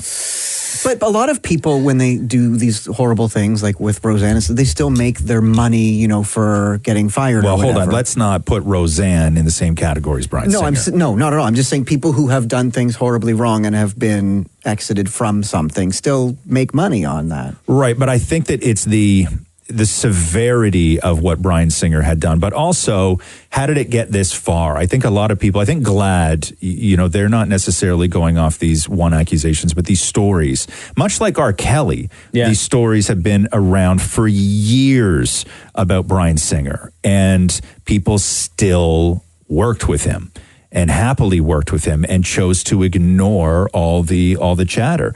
You know, much like Harvey Weinstein, people, you know, still worked with Harvey Weinstein. That's been going on for like decades. So I think that the problem is that, you know, it has been going on for so long, and he was working on another movie now that he got paid $10 million to direct. Yeah, so and he's points still out seeing the money. back end. He's still seeing Are we money. not allowed to have liked the movie? Because I tweeted when I saw the No, movie you how are. great it was, but I Yeah. got hate on Twitter for you know, for saying that I liked the movie. Yeah, and I'm like, but it was still a good movie. I know, and you know, and it's interesting. God, especially because it's the Freddie Mercury story, and Freddie Mercury was gay. So it's like, you know, you're allowed to like it. The movie, you know, you should be able to identify with it on some personal level, as we all can as Freddie Mercury fans. But because of Bryan Singer, it's somebody like you. It's interesting that you're not allowed to, in a social media world, like something that somebody's attached to, like Bryan Singer. Yeah, people were tweeting saying, "Oh, so you're supporting a film made by?" I'm like, "No, I liked the work that Rami Malek did in this film." Right. You liked the job that Bryan Singer directed Rami Malek in, which is hard to. Oh, great. No, but you know what I mean. But that's how. But again, it's like Academy Awards, yes. GLAAD, no. So who do you follow in this situation? Right? Like who do you follow in this situation? It's tough, man. It really is. It really is. You keep your mouth shut, that's why. Yeah. Unfortunately, you keep your mouth shut. The Roz and Mocha Show podcast. What's the temperature in Milwaukee right now? In Milwaukee? Yeah, that's where the Greg, I polar don't know. vortex is happening, like all over like North Dakota and Wisconsin and Illinois. Like they had it bad, man. Really? They had it bad. Like I was here and I'm like, just looking at the temps. It's minus 29 there. It's what? Minus 29. Minus 29. And in Antarctica, it's minus 26. Yeah, everything's cold right now. It's crazy. And it's crazy cold out today. Yeah. Like I thought, you know, yesterday, it's we can deal with cold. It's just those days when it's unusually cold. Yeah. And today's one of those days where it's unusually cold. This morning, I have the auto start for my car. Oh, yeah. What are you, the mayor?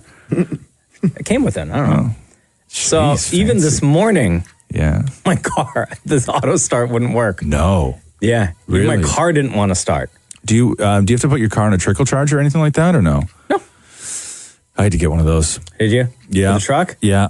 I froze Plug it in? I froze 2 batteries on the truck. Oh, and here's already? what I realized. It's interesting. I've had the truck 2 years now, and I've gone through 2 batteries. Yeah. And what I realized about batteries, if anybody cares, which I don't know if you do, but everybody always thinks that it's the cold that is going to kill your battery. The cold is when your battery dies, but it's actually the summer that does all the damage to a battery. It's the extreme heat that does the damage to a battery, and then the battery eventually dies in the winter. Yeah. So it's not the winter that kills your battery. It's all that humidity. It's the heat that kills your battery, and then the winter is just the thing that like the summer is already like stabbed it and beat it up, right? Sure. And then winter comes along, and it's your battery's like lying on the ground with one eye open, and then winter comes along and just like plugs its nose and holds its mouth closed, and like that bitch and does. and just puts it out of its misery, right? Like winter doesn't do a lot of damage, but it just I does didn't want to that. have to do this to you, Yeah. but I can't stand to see you suffer like this. Let me just Just plug your nose. I'm just going to plug your nose and close your mouth. Too, okay? I'm just going to plug your nose and put my hand over your mouth. Let me and- tell you, and when that's I it. lived in Calgary for like less than a year, right? Short period of time. Yeah. And I'd never been to Calgary before. And I got there, and like everywhere I saw all these outlets in like parking garages, and even like the apartment building that I was living in, outside of the building in the parking lot, they had all these outlets. Yeah.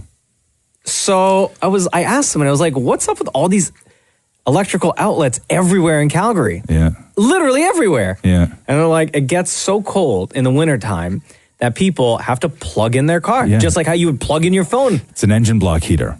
To charge. Yeah. You have to plug in your car to keep the battery warm. Yeah. Yeah, it's an engine block heater, and everywhere has those. Yeah, it's crazy. They need to I have know. that out here now. I know, Right? But the problem is that you would never get access to one if they had a plug on the street. Oh, I know. Okay, $25. Right, in Parkdale. First of all, yes, it'd be $25, but then also it would just be some guy sitting on it charging his phone all day. Yeah, it's so and you'd be true. like, bro, I need to do my car. And they'd be like, bro, 1 bar. Okay? It's so true. The Roz and Mocha Show podcast. Carly Rae Jepsen and Meek Mill have been announced to perform at the 2019 NBA All-Star Game. Oh, yeah? Yeah, but I started getting all excited. Yeah. Because if you remember, the NBA has like thrown some real curveballs to fans in the last couple of years. Like, remember when they had Sting play? Yeah. And everybody was like, Sting? And it turned out to be awesome, right? Like, it was fine. It was totally fine. And then I was like, God, Carly Rae and Meek Mill. I'm like, that is like one hell of a performance, because J. Cole is the headliner. Yep. And then I guess Meek Mill is going to go on and perform before J. Cole. But Carly Rae is being hired to sing the Canadian national anthem. Yay! We love Carly Rae. But I wanted Carly Rae to perform. I wanted her to do like, what's that Carly Rae song I love? Call Me Maybe? No. Kiss? No. The one that starts, like, you know what I mean. The one that starts off with that horn. What's that one called? Oh, the horn song. Yeah, what's that horn song called? The that horn Carly song. Rae does. No, it's not called the horn song. Don't man. do that. What's that song called? I don't love it a know. lot. Emotion? Nah, it's off Emotion. Run Away With Me. Run Away With Me. That's the one. Oh. It has to be the one. Where it starts off with that cool horn, and she shot the video. You know the video. The one with her in it. Oh, the Carly Rae Jepsen music video for Run Away With Me. Right, yes. Where she's singing the song, the words for Run Away With Me. Yeah, and it's her song, and she's in the video. Yeah, come on. How do you guys not know what I'm talking about, it starts off in black and white? I guess. This one. Yeah. Like, who doesn't love this song? Do you even know the song more? Oh, God, you don't know anything. Like, isn't Carly Rae like a gay icon? Like, every gay guy I know, like, loses their mind over Carly Rae Jepsen. This music video got 33.7 million views. It's still climbing. There's only a gay icon for Call Me Maybe. No. And I would say this, that most gay guys I know came around to Carly Rae Jepsen after Call Me Maybe. It was when this album dropped. Oh, see, it's when she dropped Emotion that everybody jumped on board, because she sort of disappeared off that contemporary pop landscape and found an alternative audience. And that audience now is so in love with her. But this is the Carly Rae stuff that I love. I love this album. I think this is one of the best pop albums I've ever heard in my life. Hands down, pants down. This part.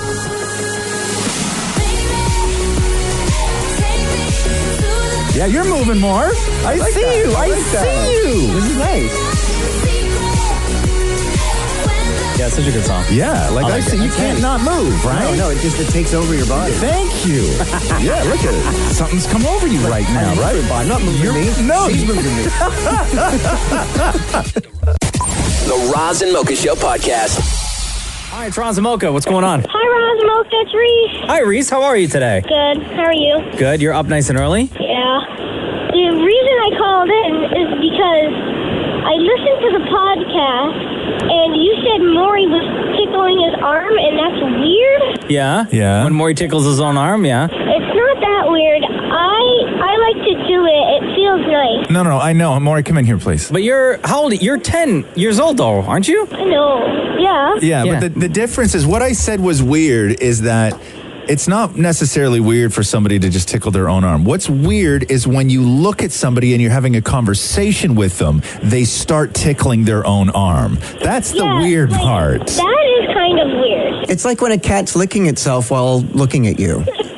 Also weird. Yeah, that's very weird. For a cat to do that? No, but like for me to find that, like to be comfortable with that, I give my cat privacy when he needs to lick himself. I don't stare at him. My cat licked my face once. A cat's tongue is scratchy. Yeah, you're right. Nobody wants that tongue anywhere on them. I have 3 cats. Yeah. Wow, that's a lot of cats. No, What would you rather me do? Take my shoes and socks off and tickle my foot? No. I'm just saying it's weird that when you start having a conversation with somebody where they then start tickling their arm, it's weird. Like it's off-putting. Yeah, I hide it because it's weird. Thank you. You should hide it. Yeah, that's something that you should No, I think hide. it would be weirder if I like put my arm up my sleeve and tickle myself. No. It's just no. What would be weird? What's weird is that it's a very casual thing. Like if it was some big elaborate thing, then I would be like, "What are you doing?" But it's like just a casual because your arm doesn't even travel far. It's like you tickle like 4 square inches of your arm. It's like in one little thing, right? And the fingers go as if you're like playing the piano. Yeah. Like it's not one full fluid motion. Maybe it's so normal that you're just shocked. It's not normal. It's not normal. Not normal, right, Reese? No. All right, Reese, take care. Okay, you too. The Roz and Mocha Show podcast. Real estate market right across Canada is crazy right now.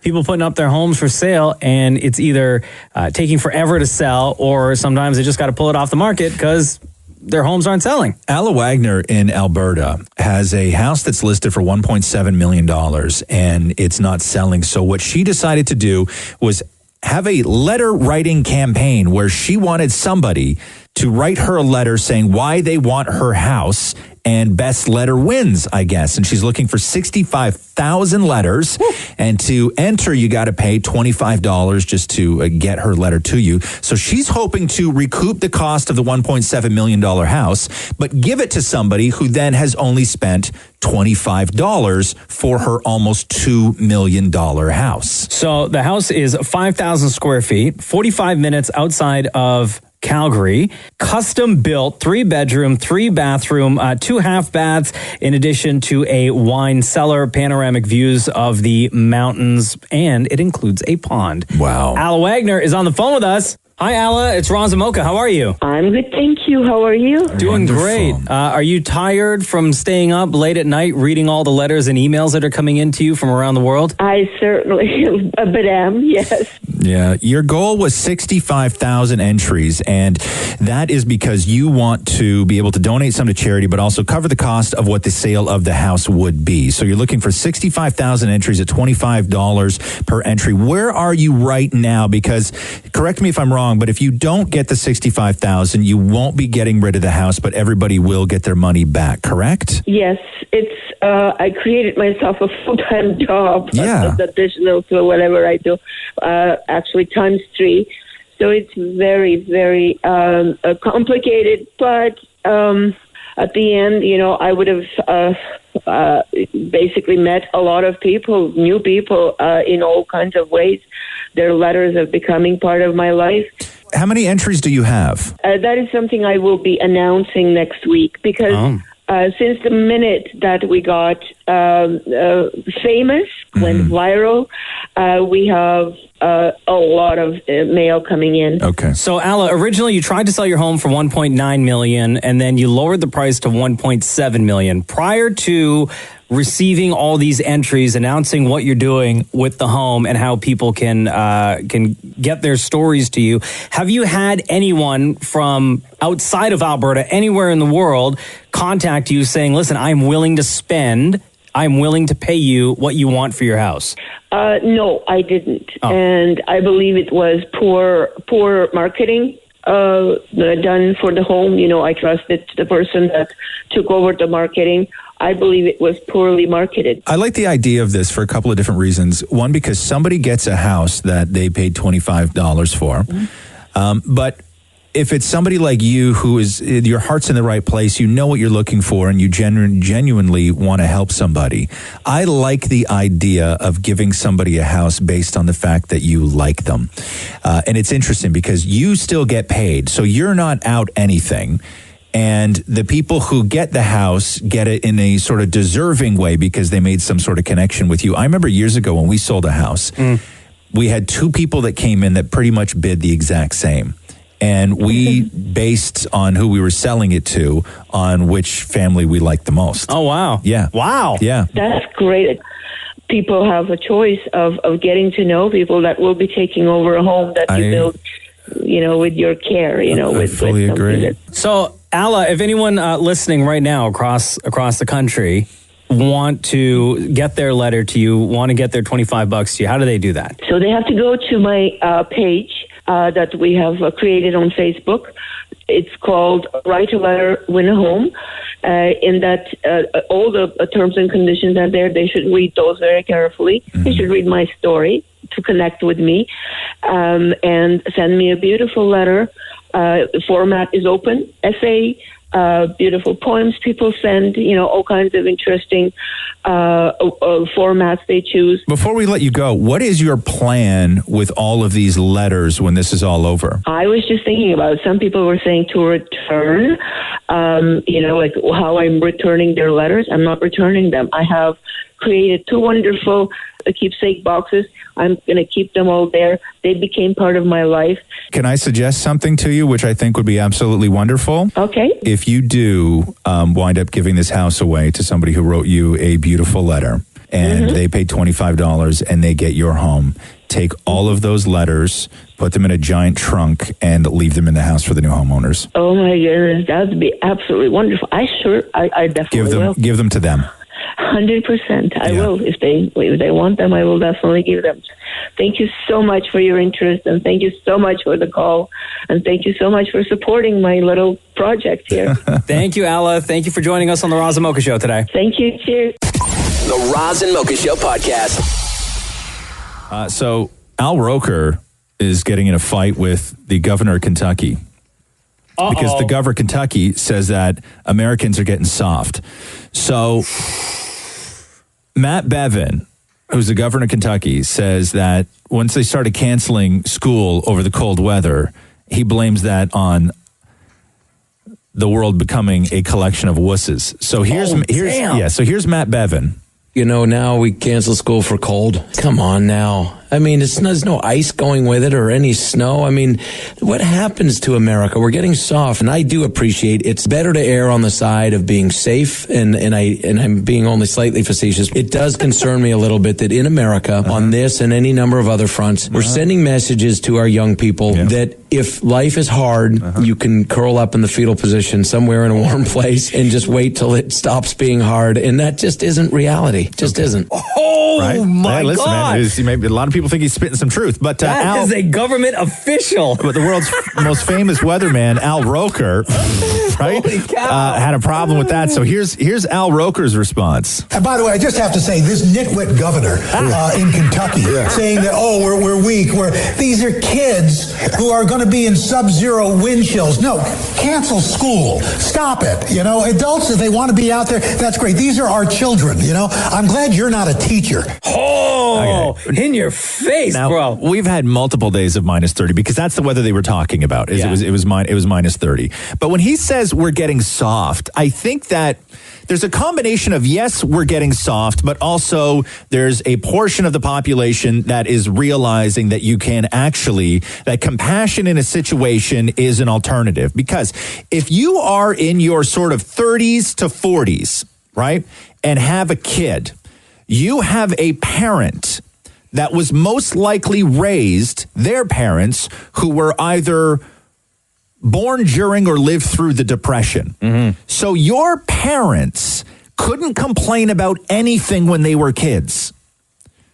No. Nothing. There was no complaining. We're slowly getting away from that. Like if your parents told your grandparents, it's too cold out, I don't want to walk to school. The answer would be, when I was a kid, do you know what our family of 8 had for dinner? A potato. Yeah, not a potato each. No. One potato. That's the answer your parents got from their parents. One potato outside. So your parents understand what it's like to live with parents who had zero compassion. And we're slowly becoming a little bit more compassionate when it comes to these issues. Although geography plays a big role, right? I'm not saying all schools should be canceled when it's minus 30 because we've had multiple days. That would just wreak havoc on everyone's life. Yeah. It's minus 36 right now. I don't necessarily think that you can call us soft. No, definitely But I think not. that there's a middle ground between Matt Bevin and Al Roker. Damn, bro, now I feel like eating a potato. Roz and Mocha's Fix My Life. What advice can you guys give me? Okay, so my question is. Got a problem you can't fix? Roz and Mocha got you. Hey, Vera, it's Roz Mocha. What's going on? I'm good, I guess. Yeah. Good. Okay, Vera, here we go. We're going to read your letter, okay? Okay. You wrote us this. FML, fix my life. I've been lost for almost 2 years now. Mm-hmm. The private investigator I hired caught my common law husband of 15 years. We have 2 kids, 5 and 9, with his co-worker in the gym parking lot kissing. I've reconsidered taking him back, but I don't know. He still works with her. I don't know what to do. It's not healthy for me thinking what they did at work. I even went to his HR department, and they said there's nothing they can do. What did you go to his HR department about? No, just to, unethical, I guess. It's not right?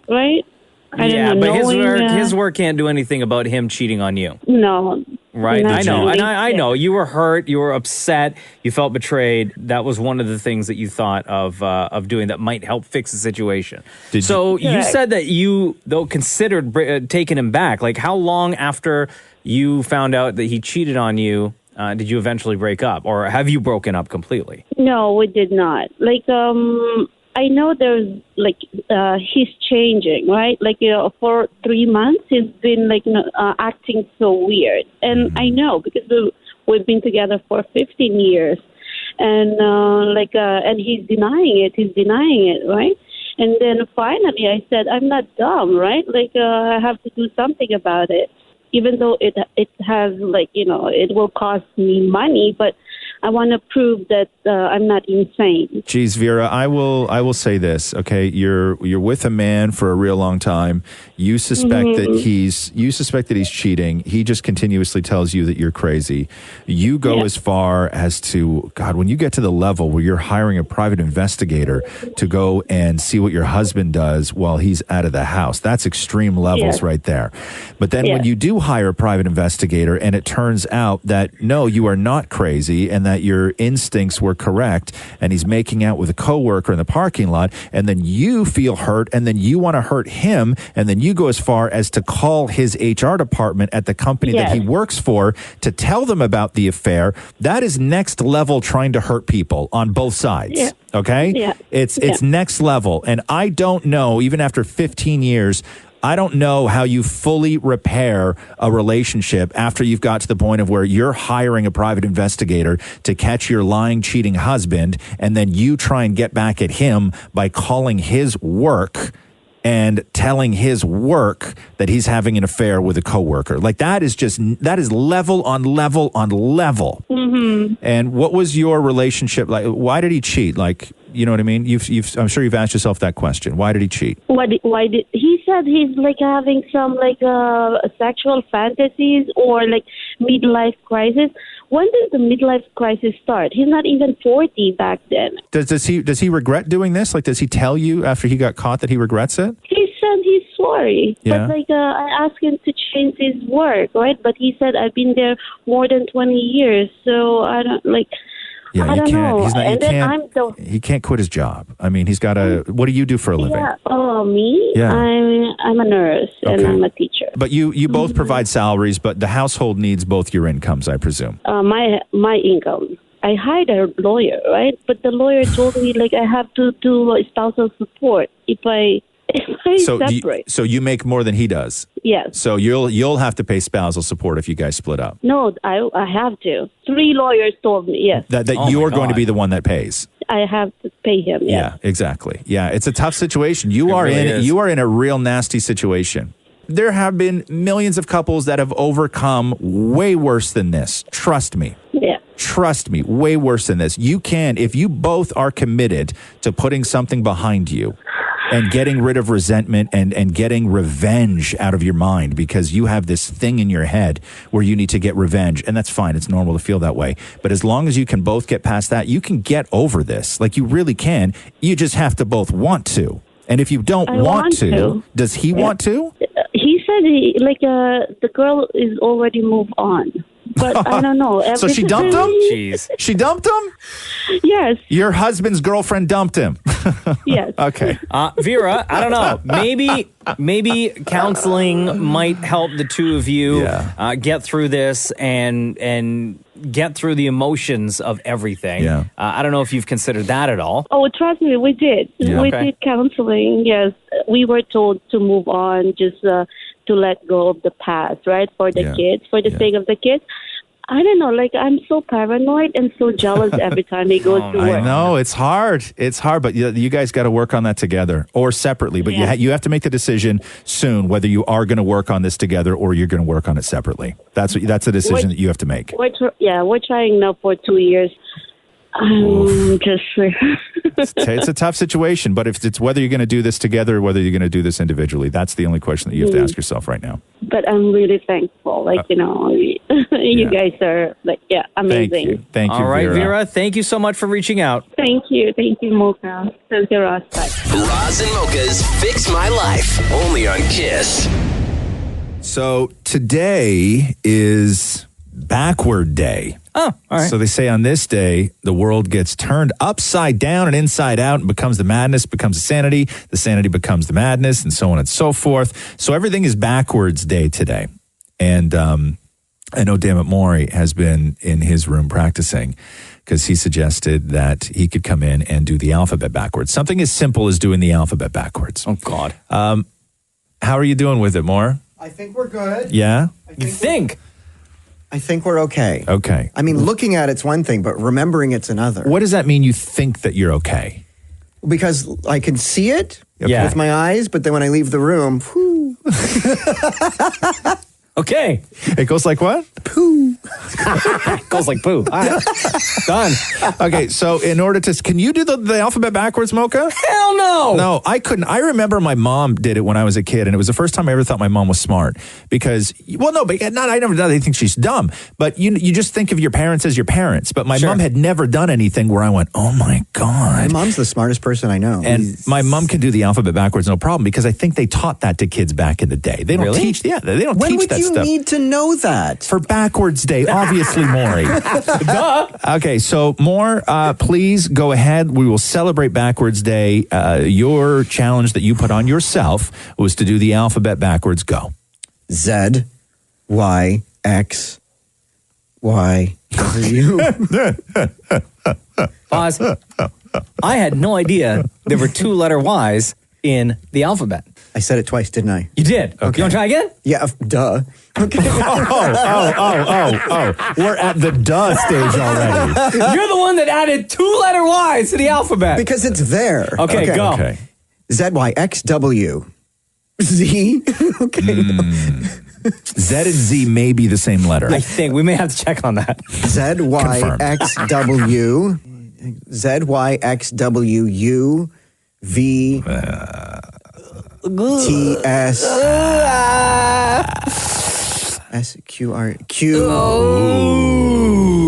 Okay, let's try it with song. Okay. W, X, Y, Z.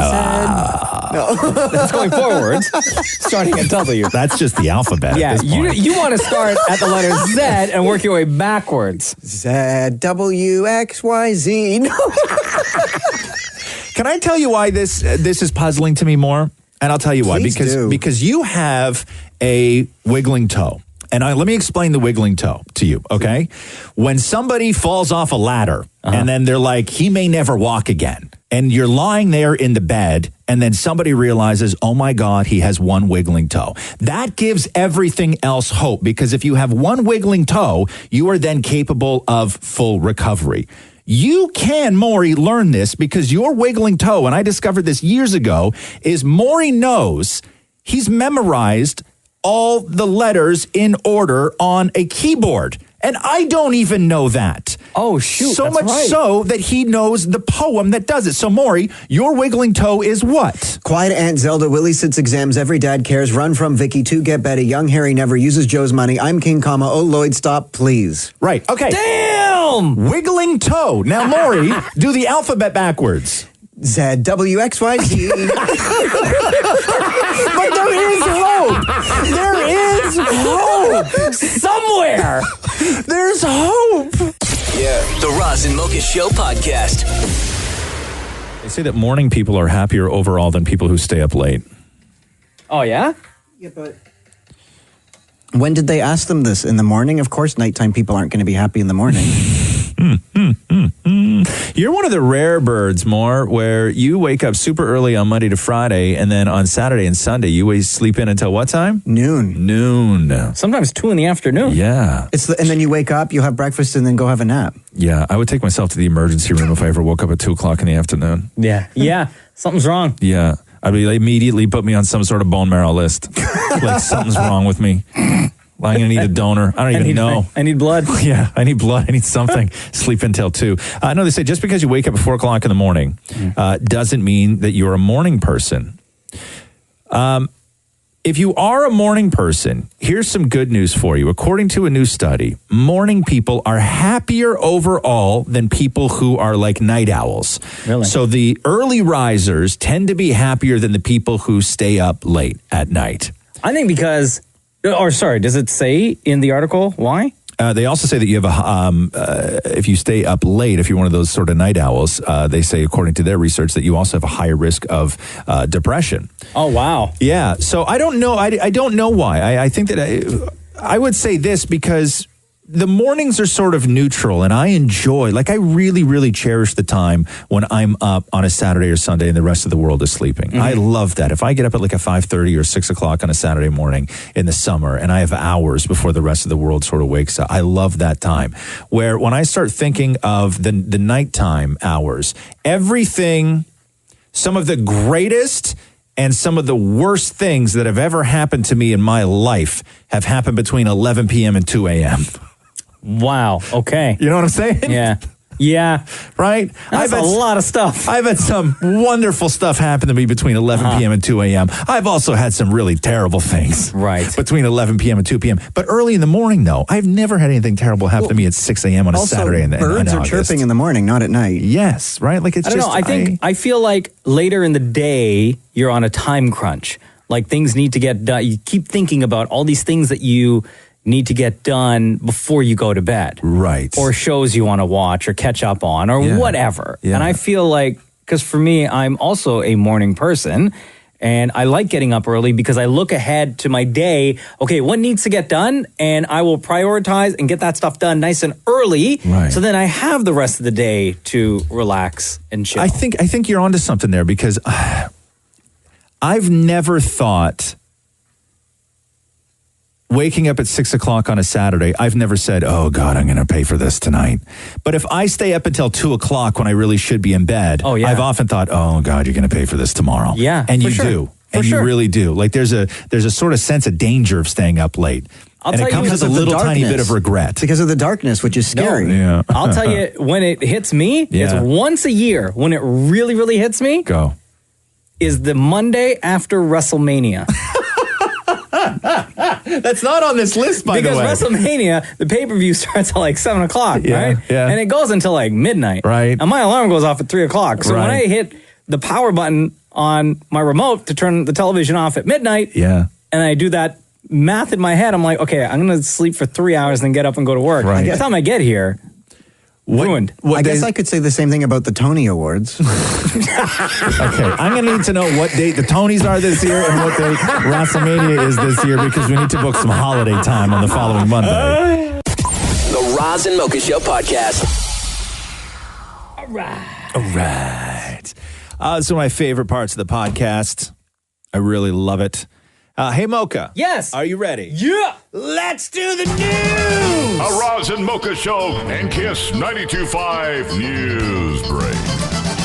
Bohemian Rhapsody loses its GLAAD Award nomination over the recent Bryan Singer accusations and, of course, the accusations that have happened over the years.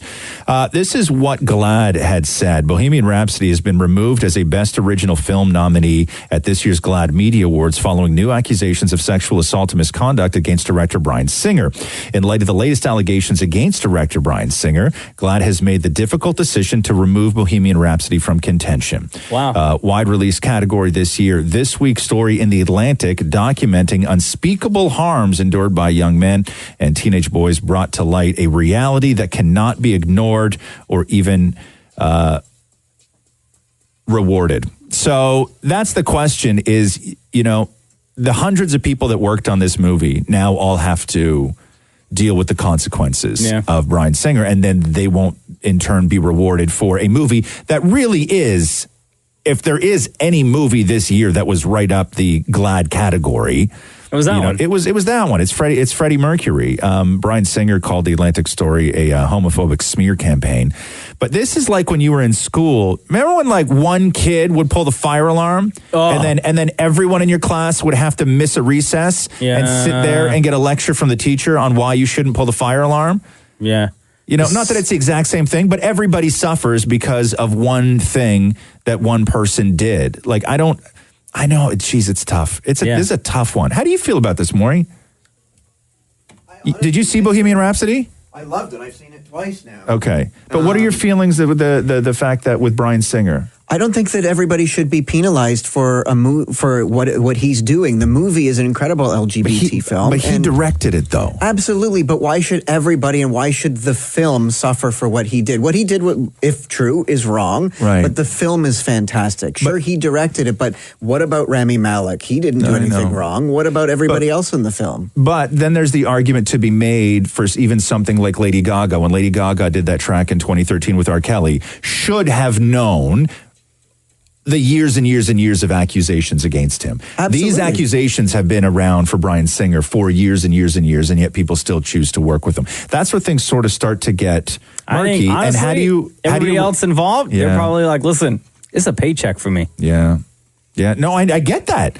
Right? I get that. But how do you reward Bohemian Rhapsody without should they take rewarding away all the awards it's won? Should they take all that away? I know. But so that's the story from GLAAD, which is big. NFL. Their first male cheerleaders are going to make their appearance in the Super Bowl in Atlanta. Oh, yeah? The men made history last year when they joined the LA Rams squad and will do so again at Mercedes-Benz Stadium. But there's a twist on this. As members of the Rams Spirit Squad, Quinton Peron and Napoleon Jinnies will be the first men to perform at an NFL cheerleading squad during a Super Bowl. Now, men on the field with all women squads is not new. Both Baltimore Ravens and Indianapolis Colts have men on the field to help the cheerleaders do their stunts. However, Napoleon and Quinton are the only two men to actually do the choreography with the women. Oh. So they're not just there for support. No, they're part of the dance troupe. We have that with the Raptors. It was the first year with men dancing. Really? The dance troupe as well. So so this is going to be a big thing at the Super Bowl, and the two men on Good Morning America said that it felt like a fairy tale. Napoleon, though, eh? Yeah, Quinton and Napoleon. Great names. Fantastic names. Napoleon. I know, you can't help it. Skinny jeans. Let's talk skinny jeans. Now, I don't mean like your favorite topic. No. I mean jeans with a G, homie. What? Scientists say that they've discovered the secret behind why some people are skinny while others pile on the pounds very easily. Their work reveals newly discovered genetic regions linked to being slim. The international team say that this supports the idea that for some people, being thin has more to do with inheriting a, quote, lucky set of genes than having a perfect diet or lifestyle. In the past decades, researchers have found hundreds of genetic changes that increase the chances for a person being overweight, but there's been very much less focus on genes that make people thin. So a lot of this research that is done is just always on what the overweight problem, because it is a problem and it's an epidemic. But nobody ever concentrates on why people are just inherently thin who can eat anything and do anything. Like me. And like you, right. Yeah, Yeah, you got the gene? Go on, yeah. Okay. So I don't even need to go on. You know all about this I then. know Yeah, everything okay. about Yeah, I it. figured. The Roz and Mocha Show podcast. The Recording Academy is denying the authenticity of the leaked Grammy winners. This was a video that came out last night, not pictures, but a video. And it was somebody filming with their phone the Grammy's website, the Academy's website, where the list of winners were apparently posted. According to the leak, Cardi B is scheduled to win Record of the Year. Damn. For I Like It. Her self-titled debut album is expected to beat Cardi B, Brandy, Carlisle, Drake, Post Malone, and Janelle Monáe for Album of the Year. Serious? And A Star Is Born, performers Bradley Cooper and Lady Gaga are believed to be walking home with the Grammy for Song of the Year. Now, the fact that the leaked information was video and not stills, because you can easily Photoshop those, but it's somebody on what seems to be a Grammy website, like they're showing it all. Yeah. Was it a leak on the, or not a leak, sorry. It was a apparently glitch? posted, yeah. So the Grammys, the Academy says, not true, completely false. Our team doesn't have the list of winners until the day of, and they update winners as they're announced in real time. The Academy also tells People Magazine that the Grammy Awards results are not shared, even with Recording Academy staff members, until the day of the Grammy Awards ceremony, when names of the recipients are delivered by Deloitte and Touche in sealed envelopes. So what do you think? You think it's...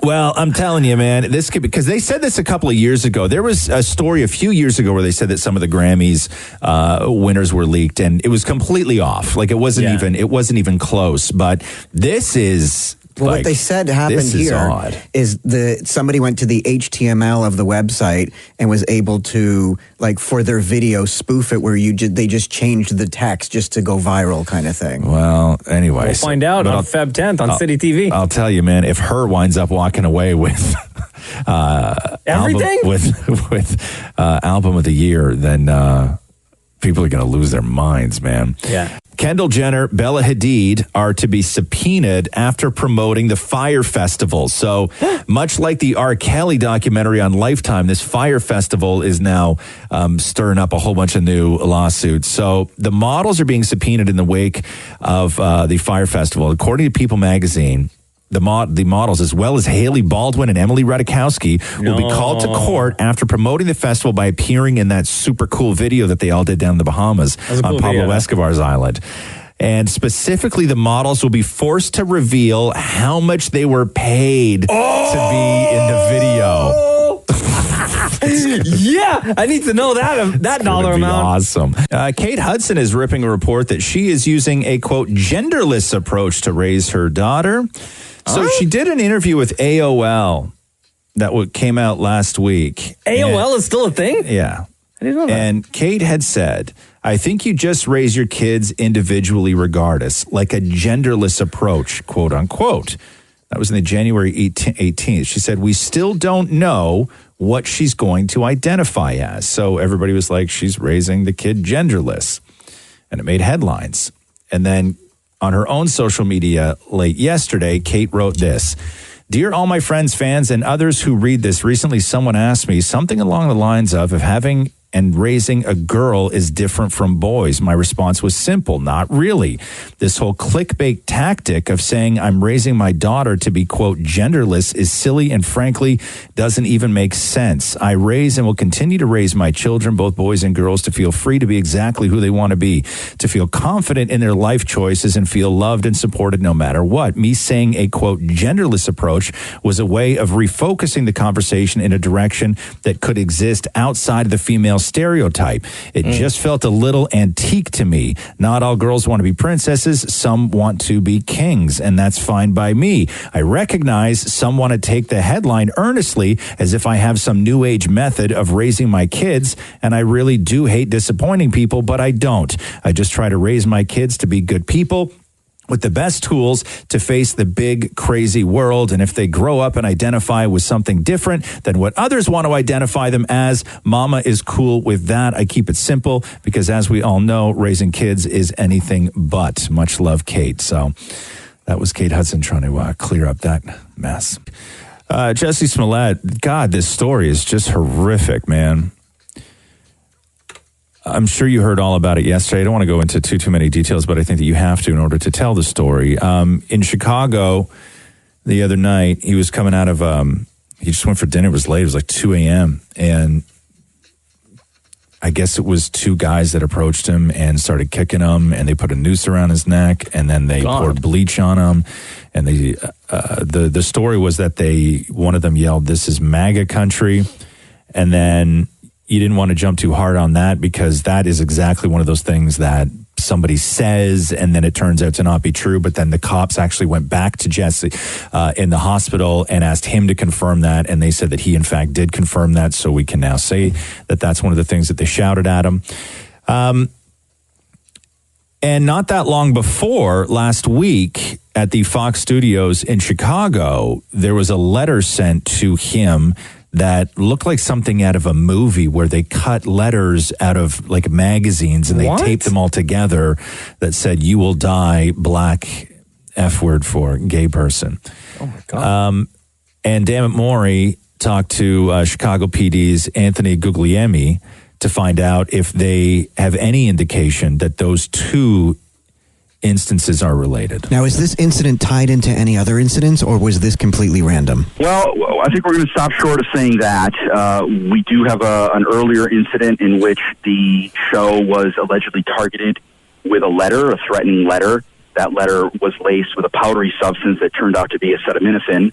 The FBI has taken over that portion of the investigation, and at this early stage in our investigation, it's unclear if these two incidents are related. And quite frankly, at this point, we still have not been able to find independent evidence to corroborate the allegations yet, or to put out a description to the public, which we really hope to be able to do. And Empire creator Lee Daniels had this message for Jesse. You didn't deserve, nor anybody deserves, to have a noose put around your neck, to have bleach thrown on you, to be called die or whatever they said to you. You are better than that. We are better than that. America is better than that. It starts at home, yo. We have to love each other, regardless of what sexual orientation we are, because it shows that we are united on a united front, and no racist can come in and do the things that they did to you. Hold your head up, Jesse. I'm with you. I'll be there in a minute. It's just another day in America. And there was a picture released from a FaceTime conversation that Lee Daniels had with Jesse when Jesse was in the hospital, his hospital bed. Yeah. And I mean, he doesn't he looks like he's going to be okay. Like, he's not that banged up. Yeah. I'm sure. I mean, in whatever they did, he's got broken this and everything else. But you know, when you see him, it's like, thank God. As far as his concert on Saturday in Los Angeles at the Troubadour, everything still seems to be a go for Jesse. Oh, yeah? The organizers and the venue have said that they have not heard anything yet as far as rescheduling. So as it is right now, he has a concert at the Troubadour in L.A. on Saturday night, and they say that it's still a go. So we'll see what happens there. The Juno nominees came out yesterday. No Drake. But no Drake for a reason? Possibly. Last year, we know that he didn't submit his stuff for Junos or Grammys. No, for right? More Life, he did not. And the story is that Drake is still super pissed at the Junos for 2011. Because in 2011, Drake was shut out for all 6 categories that he was nominated for. But this was also the year he hosted. Ooh. Right? That's a diss. Right? Like, somebody at the Junos, I think, should have been fired for that. But what can you do? It's voting. You can't manipulate the votes. I know, but I don't know. I saw some of those categories. There's no way. Yeah. Listen, no disrespect to the other artists, but we're talking about, you know, the biggest rapper, biggest entertainer in the world, who breaks records almost on a weekly, if not monthly basis. But this was 2011, though. It was 2011. Still had a hot album back I know, but then. it was 2011. Hotline Bling. That wasn't 2011. Hotline Bling? No. This what album was that? That's like, you're going back 2011. You're going back to let's go, we're going home. Yeah, you're going back that far. Even no, I agree with you. But yeah, so some people say that that's why he's still pissed at the Junos. I would be too. Yeah. So no Drake. How many days would you say, or how often in a day would you say you're bored? In a day? Yeah, how often in a day? And this includes, this can be time at work doing boring things, time at home doing boring things, or just sitting around staring at your phone. Like twice. Like you can say like twice. So like how many minutes would you say in a day you're bored? Like maybe 30 minutes? Maury? Like 6 hours? Like 6 hours. Okay, there you go. That's quite the difference between the two of you. Says a lot. According to a new study, they say we spend 131 total days every year feeling bored. Wow. That is more than 1/3 of every year we're wasting time being bored. Here's how the math works. The average person said that they spend around 60 and a half hours a week doing stuff that's boring. Holy cow. At work or at home. What? Or just sitting around. 60 plus hours? 60 Think about hours a week. If you're listening to like your partner talk, you're listening to somebody over talk, like those minutes count. Oh my This is the saddest study I've ever. Let me get to this part, man. They interviewed some real sad people for this. The study also found that 3/4 of adults say that they miss parts of their childhood, especially spending time with your friends, having few responsibilities, and going to birthday parties. Oh no! They interviewed some sad people for this, man. No! Some sad, boring lives. Oh. But yeah, 60 and a half hours a week is what they say. You'll be most people in this survey say that they spend time doing boring things. Matt Reeves, the Batman, gets a June 2021 release date. What? So the studio has... But no Ben Affleck, right? No Ben Affleck. So they're going to let Matt Reeves pick his own Batman. The story goes that he wants to go with a much younger Batman, but the studio execs still are not sold on the idea of him being in his mid-20s. They may still want to go with a slightly older Batman, but they're apparently very happy with what Reeves has turned in so far. Also, the studio has announced the release date for the reboot of Suicide Squad. And James... reboot already? Yeah. So, yeah, I know. But I know. The other one just came out like almost 3 years ago. Yeah. So they're going to reboot it again? Yeah. James Gunn from Guardians of the Galaxy was writing the script and is now currently in talks to direct Suicide Squad. I have a question about DC Cinematic Universe is a mess. It's a mess. Okay. Will this new Batman, the one that's being released in 2021... is it its own standalone thing? Yes. Completely outside of the cinematic universe as we know it right now? Or will it continue with the Superman, Batman, the Justice League, and that kind of timeline universe? Okay, so here is the complication with that is this standalone Batman movie was supposed to be the standalone Batman movie that Ben Affleck wrote and directed.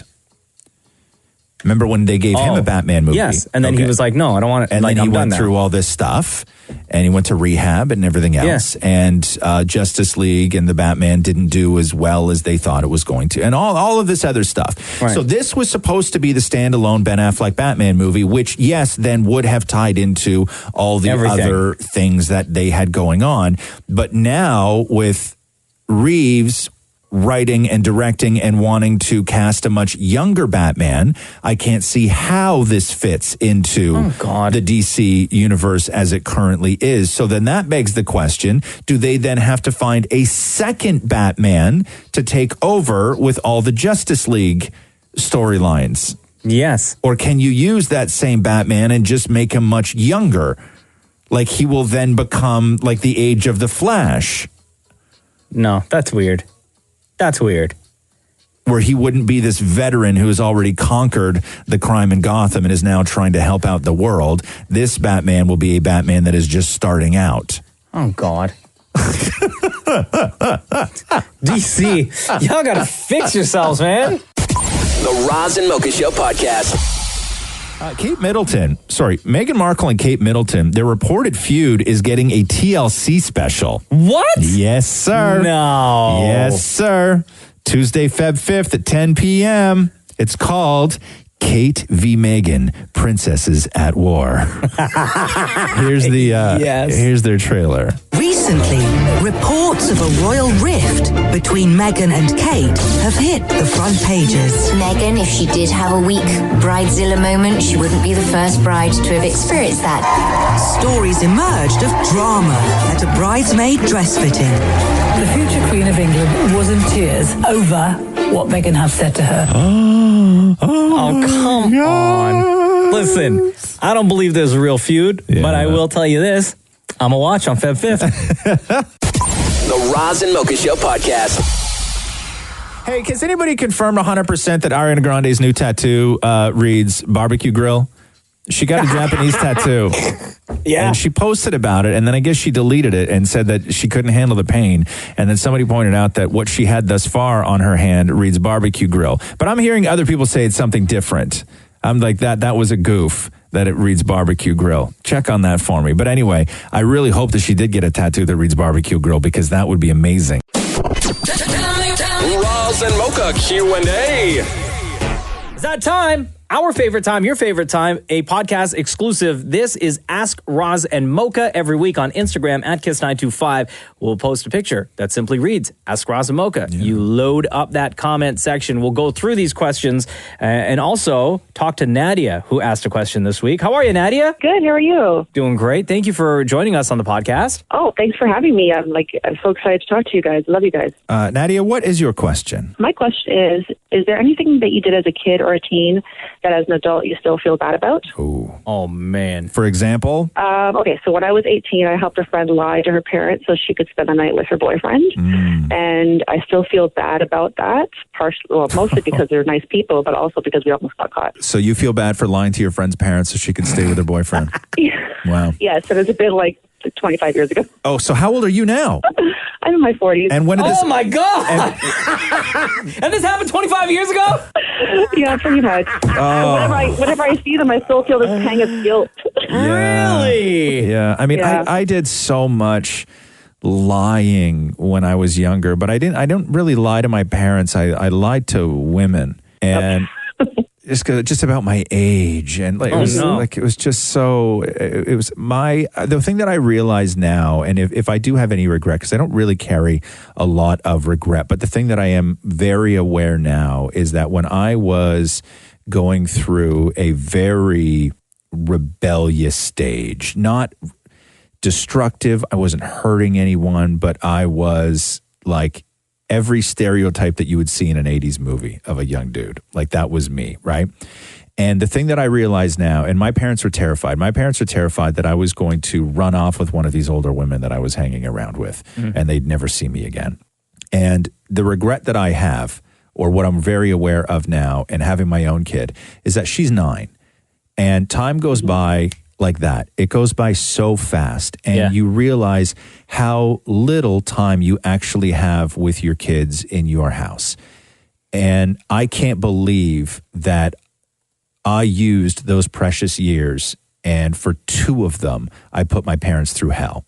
Because you don't get a lot. You don't get a lot of those years. But for 2 years, I made them really, really worry, where we couldn't enjoy ourselves. And we couldn't have the fun like we used to, because they were just so worried where I was going and what I was doing and the path that I was on, that given what I know now with Roxy, that I feel terrible that I took away those 2 years from my mom and dad.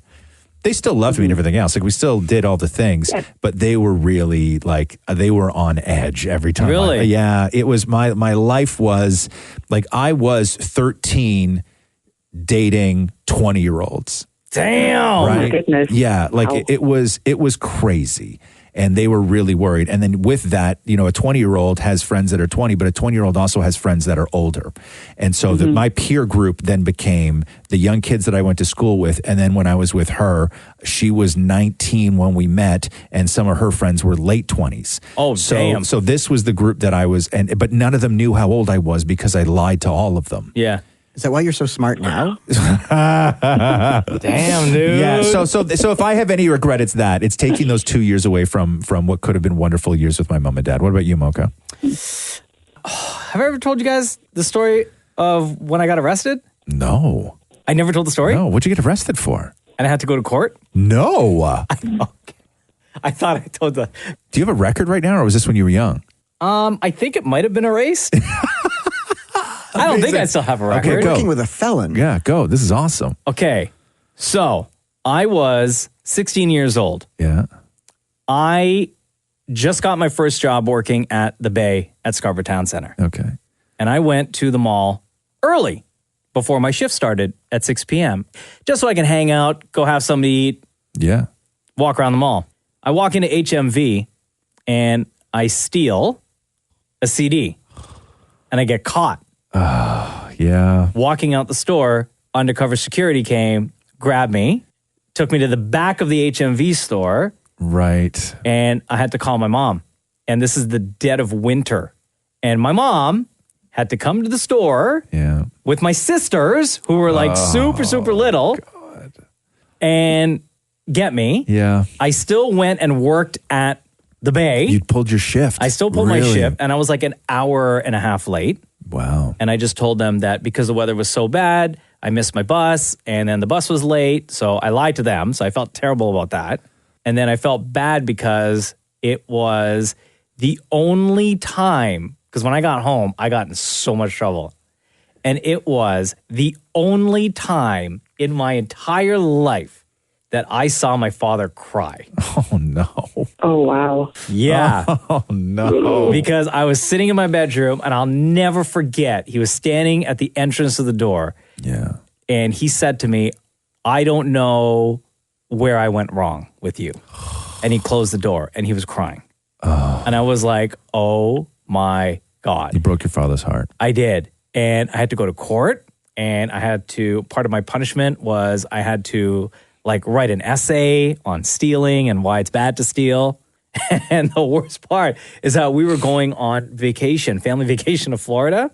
So on my March break, family vacation to Florida, I had to spend that time writing an essay for the judge. And I was on like probation. I had a probation officer I had to go see. For a CD? For a CD. Do you remember what the CD was? Jodeci. Yeah. Oh, bro. Such a good CD, too. You have it?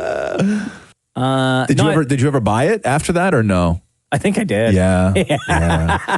Oh, wow. That's tough. Yeah. So, Maury, do you have anything? I was just going to tell the story about when I stole a guy's underwear. Oh, wow. Damn. But all right. Next question. But you regret that? Obviously. Yeah, because I mean, I was much younger, whatever. It was the hot guy, and I just stole his But underwear. what do you mean you stole his underwear? Like I put it in it was when we were in overnight camp, and I put it in my bag or something so I could take You it were home. a child?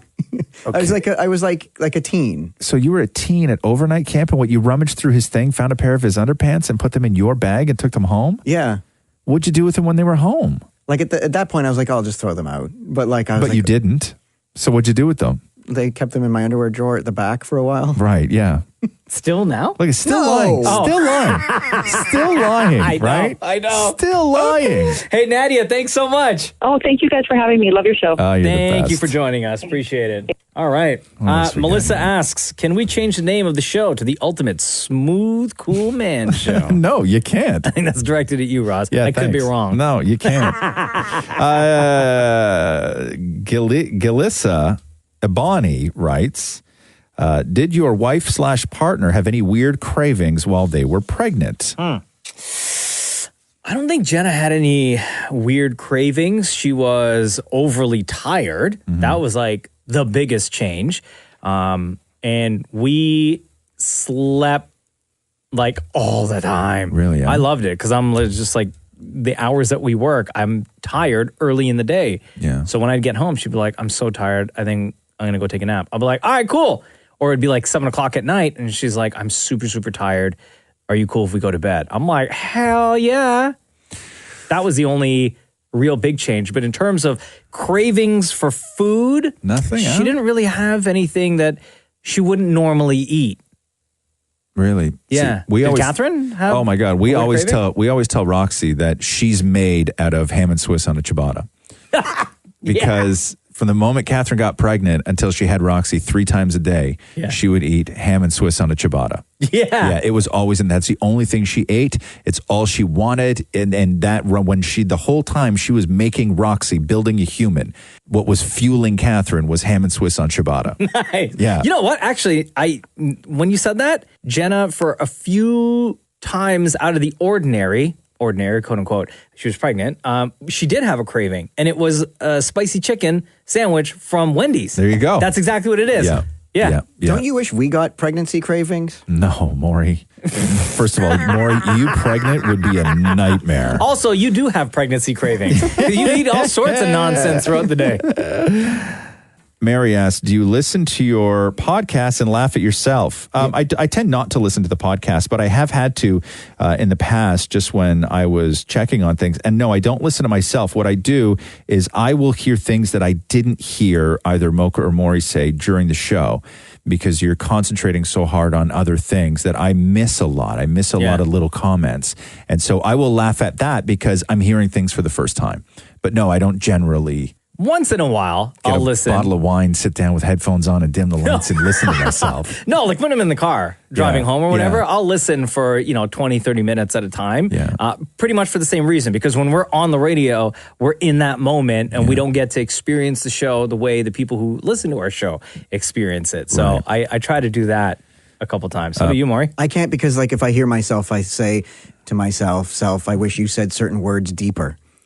So because I love the voice. I'm obsessed with voice. Okay, so I love the voice. I'm obsessed with the voice. Say that now, deeper. I love the voice. I'm obsessed with the voice. Deeper.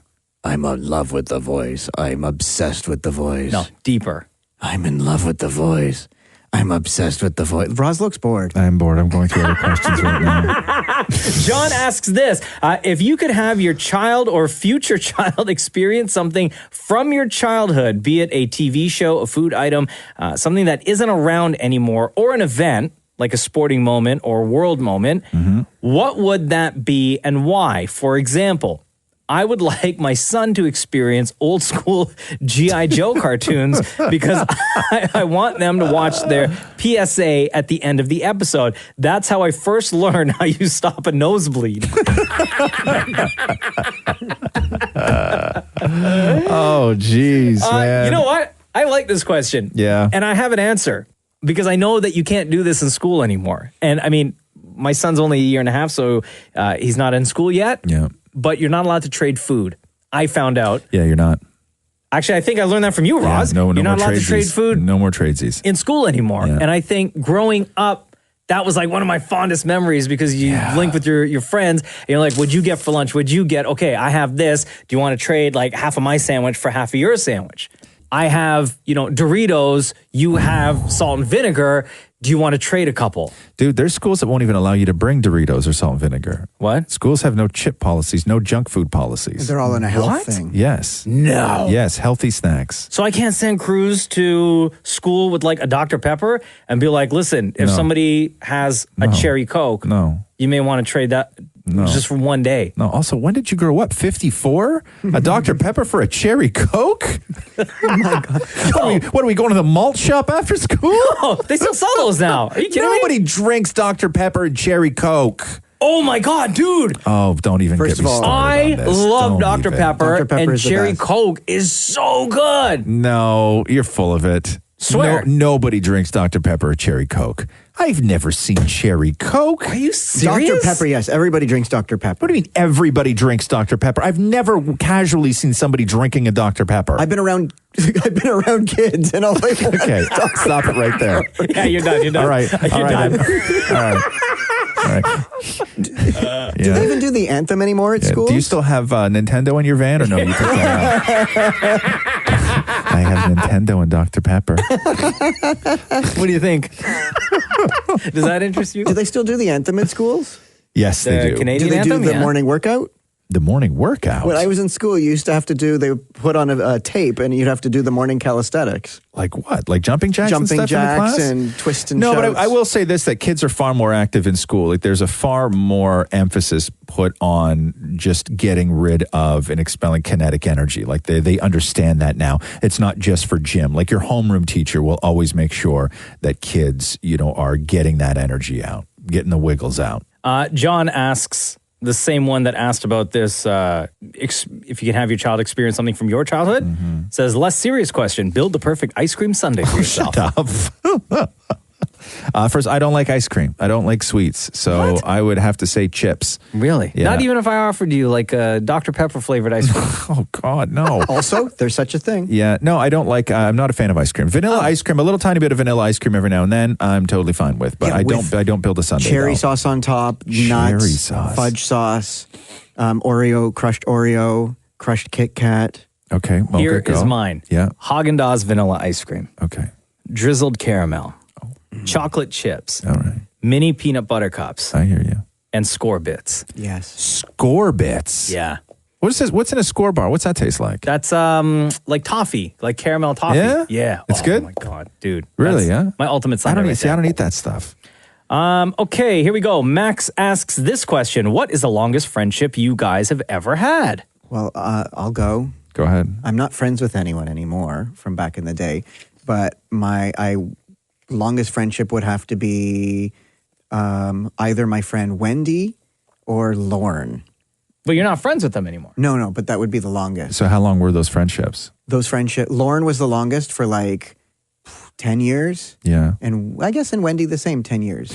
But what are we talking as a friend? Like, because I still have people that I would be friendly with if I saw them, but we don't actively spend time together. And sometimes, in some cases, it's been years. So I would consider them to be not friends. Okay. You would be friendly with them. What about someone that you constantly, or let's say occasionally, keep in touch with? You guys will text each other, maybe get on a phone call once in a while. Not necessarily get together physically for lunch or dinner or anything My like that. good friend John from Montreal. How long? I've How known many him years? now for 15 years, and we text and stuff all the time. He used to live here, and we go for breakfast or something like that. You know? He lives in Montreal. So there.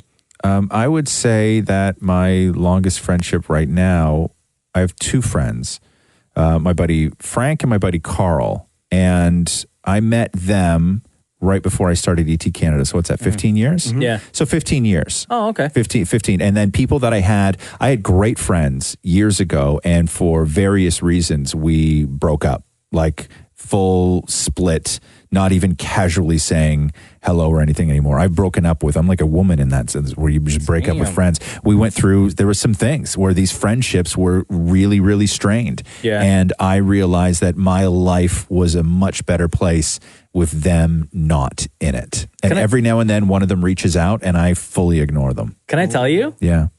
Honestly? Yeah. Everything that you described just now, I've been going through the past year and a half. Have you? Yep. Yeah. Where same thing, they reach out, I'm like, nope, no, done. My longest friendship, and this is somebody I keep in touch with on the regular, is my friend Neil that I met in grade 3. Really? Yeah. So holy 30, that's 34 years. That's my longest friendship. Yeah. And we've never had a problem with each other. No matter where in the country I moved for work purposes, he always kept in touch, always checked in. And even now, like, we'll text each other. Really? At least once a week, or maybe like once every other week. That's incredible. Yeah, 34 years. Double. Wow. Yeah. So double what mine is. Yeah. Wow. That's incredible. Can you count your like husband or wife in this? No. Well, I was thinking about Catherine because I met Catherine just before. Actually, no, I met Frank first. So yeah, Frank, my buddy Frank. Sorry, Catherine. Sorry, If it love. makes you feel better. I love was you. thinking about you too, girl. Yeah, I love you, but you're not my oldest friend. What else we got, guys? If you had to take someone on a Valentine's Day date that isn't your spouse, who do you bring? Excuse me? God. Is that from you, Maury? Did you write that question? No, it's by somebody named Mark Manuel. All right, Maury, run down your list because we know you got one. Oh my God, easy. Hot George from the gym. Ty from Spin. Who else? There's a guy that posts shirtless photos that I follow. him maybe. What do you mean you follow him? On like Instagram. through the streets? Oh, On okay. Instagram. I thought you meant like you're stalking someone. Yeah, exactly. That's exactly how I This is took the it. guy that I follow. I take him out. Okay, before we go, let's do this one here. Brandon writes, we're running out of time. What is the one thing you miss about being single? Oh, easy. Now, you know why I wanted to move on so fast, right? Oh my God. Because after Matthew hears the previous question. Yes. Lori, and much like the previous question, I know you got a list. So go ahead. Just the fact that you could, you don't have to report back to somebody if you want to go and party. It's like Bob's your uncle. You'd go and do that. If you want to bring someone back, you could do that and, have some fun, or you could eat whatever you want. You could put whatever you want on the wall. You could do the dishes another day. You could Wow. Don't have to make the bed. I have to ask you a question. Why am I Pause. sweating? Pause. Okay. When you said put something on the wall, what did you mean? Like you could put whatever art you want on the wall, and you don't have to get approval. Yeah. Wow, you got a long list, huh? But I love the way things go. You know what's but interesting? I'm just like, what's interesting though, more is all the things that you miss are really all the things that you could and really should be doing with your husband. But what you miss is just doing it with other people. Yeah. like having sex and being intimate and going out and partying. Those are all things that you could do with Matthew. Oh, no, not could, should. Should. And those Thank are you. fabulous, but don't you ever miss that time of where you're just like, you just pick someone up? What do you mean, pick someone up? Physically? No, like a one-night stand kind of thing. No, do I have fond memories of that time? Yes, I have some fond memories. But do I miss it? No, I don't miss it. I don't miss that. I had... do you miss being able to watch TV at 3 a.m.? I can still watch TV at 3 a.m. Like the woman I live with she's not a warden. Like she doesn't come down and... Apparently Matthew is. Yeah. So you're not allowed to watch TV at 3 o'clock in the morning if you wanted to? No, it's bedtime. Oh. Wow. Lights out. Lights out time. He really is the warden. Yeah, like does he just walk down the hall with a nightstick, tapping it off everything that he sees? All right, Maury, time for bed. And I miss the ability to have more than one drink. Why can't you have more than one drink? Because then I'm an alcoholic. Oh, right. Every week on That's right. Instagram, you'll see a picture that reads Ask Roz Mocha. We post that on Wednesdays. Again, all you got to do is ask whatever question that you want, as serious or ridiculous as it is, in the comment section, and we will try to invite one of you to join us on the podcast to ask your question live. Once again, too, feel free to leave a rating and or review. Share the podcast with everybody that you know. We would love you for it. Until next week's podcast, enjoy. Thanks for listening to the Roz and Mocha Show podcast. Catch the guys live weekday mornings from 6 to 10 on Kiss 92.5. Kiss925.com or on the Kiss 92.5 app.